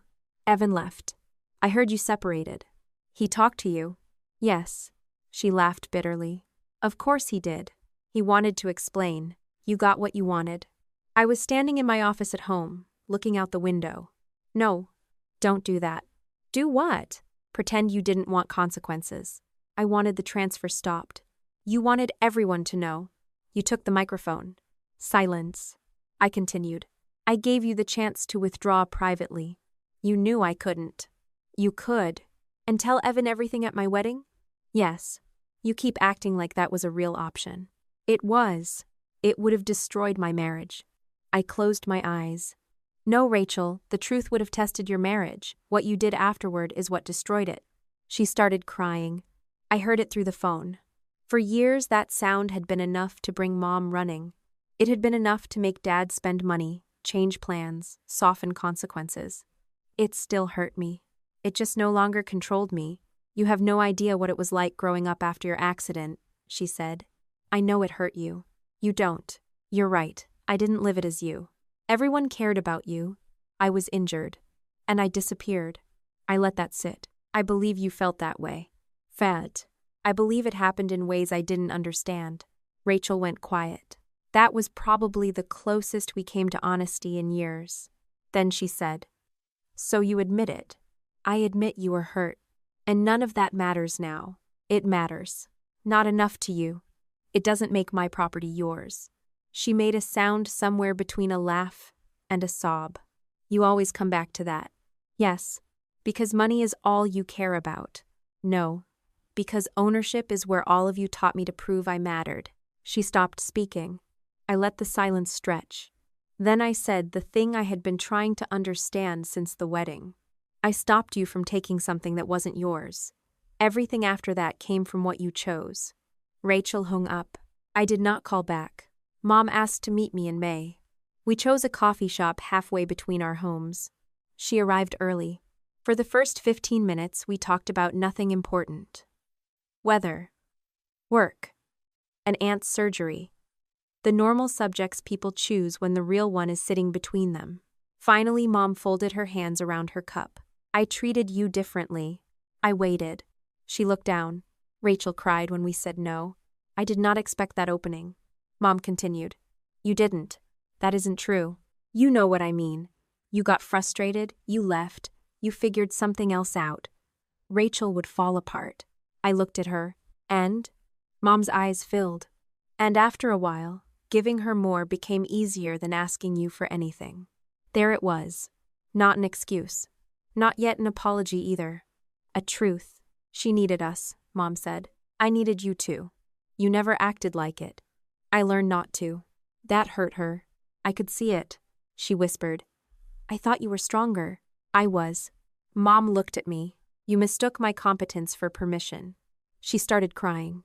This time I did not move around the table and hold her. I did not punish her either. I let her feel what she felt. I'm sorry, she said. For what? The question surprised her. I needed specificity. For choosing what was easier, she said eventually. For asking you to understand things we never would have asked Rachel to understand. I nodded. That matters. Can we fix this? I thought about Rachel asking me almost the same question in the bridal suite. People often ask if something can be fixed when what they really mean is whether they can avoid losing access to the old version of the relationship. I don't know, I said. Mom started to speak. I stopped her gently. I'm not cutting you off, but I'm not going back to how things were. What does that mean? It means I decide when we talk. You don't call me to negotiate Rachel's problems. You don't ask me to give up money or time because she needs more. You don't use what happened when I was 16 as an argument for what I owe now. Mom nodded slowly. And Dad? He has to decide what kind of relationship he wants with me. Dad and I did not repair things that summer. We spoke when the settlement required it. Occasionally, he sent practical messages. He never gave me the apology Mom did. For a while, that bothered me. Then I understood I did not need one to keep the boundary. An apology is useful when it arrives. It is not a prerequisite for self-respect. Rachel emailed me in July. The subject line was simply Sarah. I almost deleted it unread. Instead, I opened it. The message was longer than I expected. She did not apologize perfectly. There were still sentences explaining herself. She talked about being sick. She talked about being sent to relatives, while Mom stayed in the hospital with me. She talked about hearing adults discuss bills and lawsuits without understanding any of it. She talked about growing up convinced that the accident had divided our family into the person who suffered and everyone who had to adjust around her. Then she wrote one sentence that made me stop. I kept thinking what happened to you owed me something. I read it several times. For the first time, Rachel had written the problem without turning it into my fault. She continued. By the time I understood the trust wasn't Mom and Dad's money, I had already spent years thinking anything they gave me was just making things fair. I knew what I was doing at the end. I just didn't think of it as taking from you, because I had convinced myself you already had more than your share. That was closer to accountability than anything she had said before.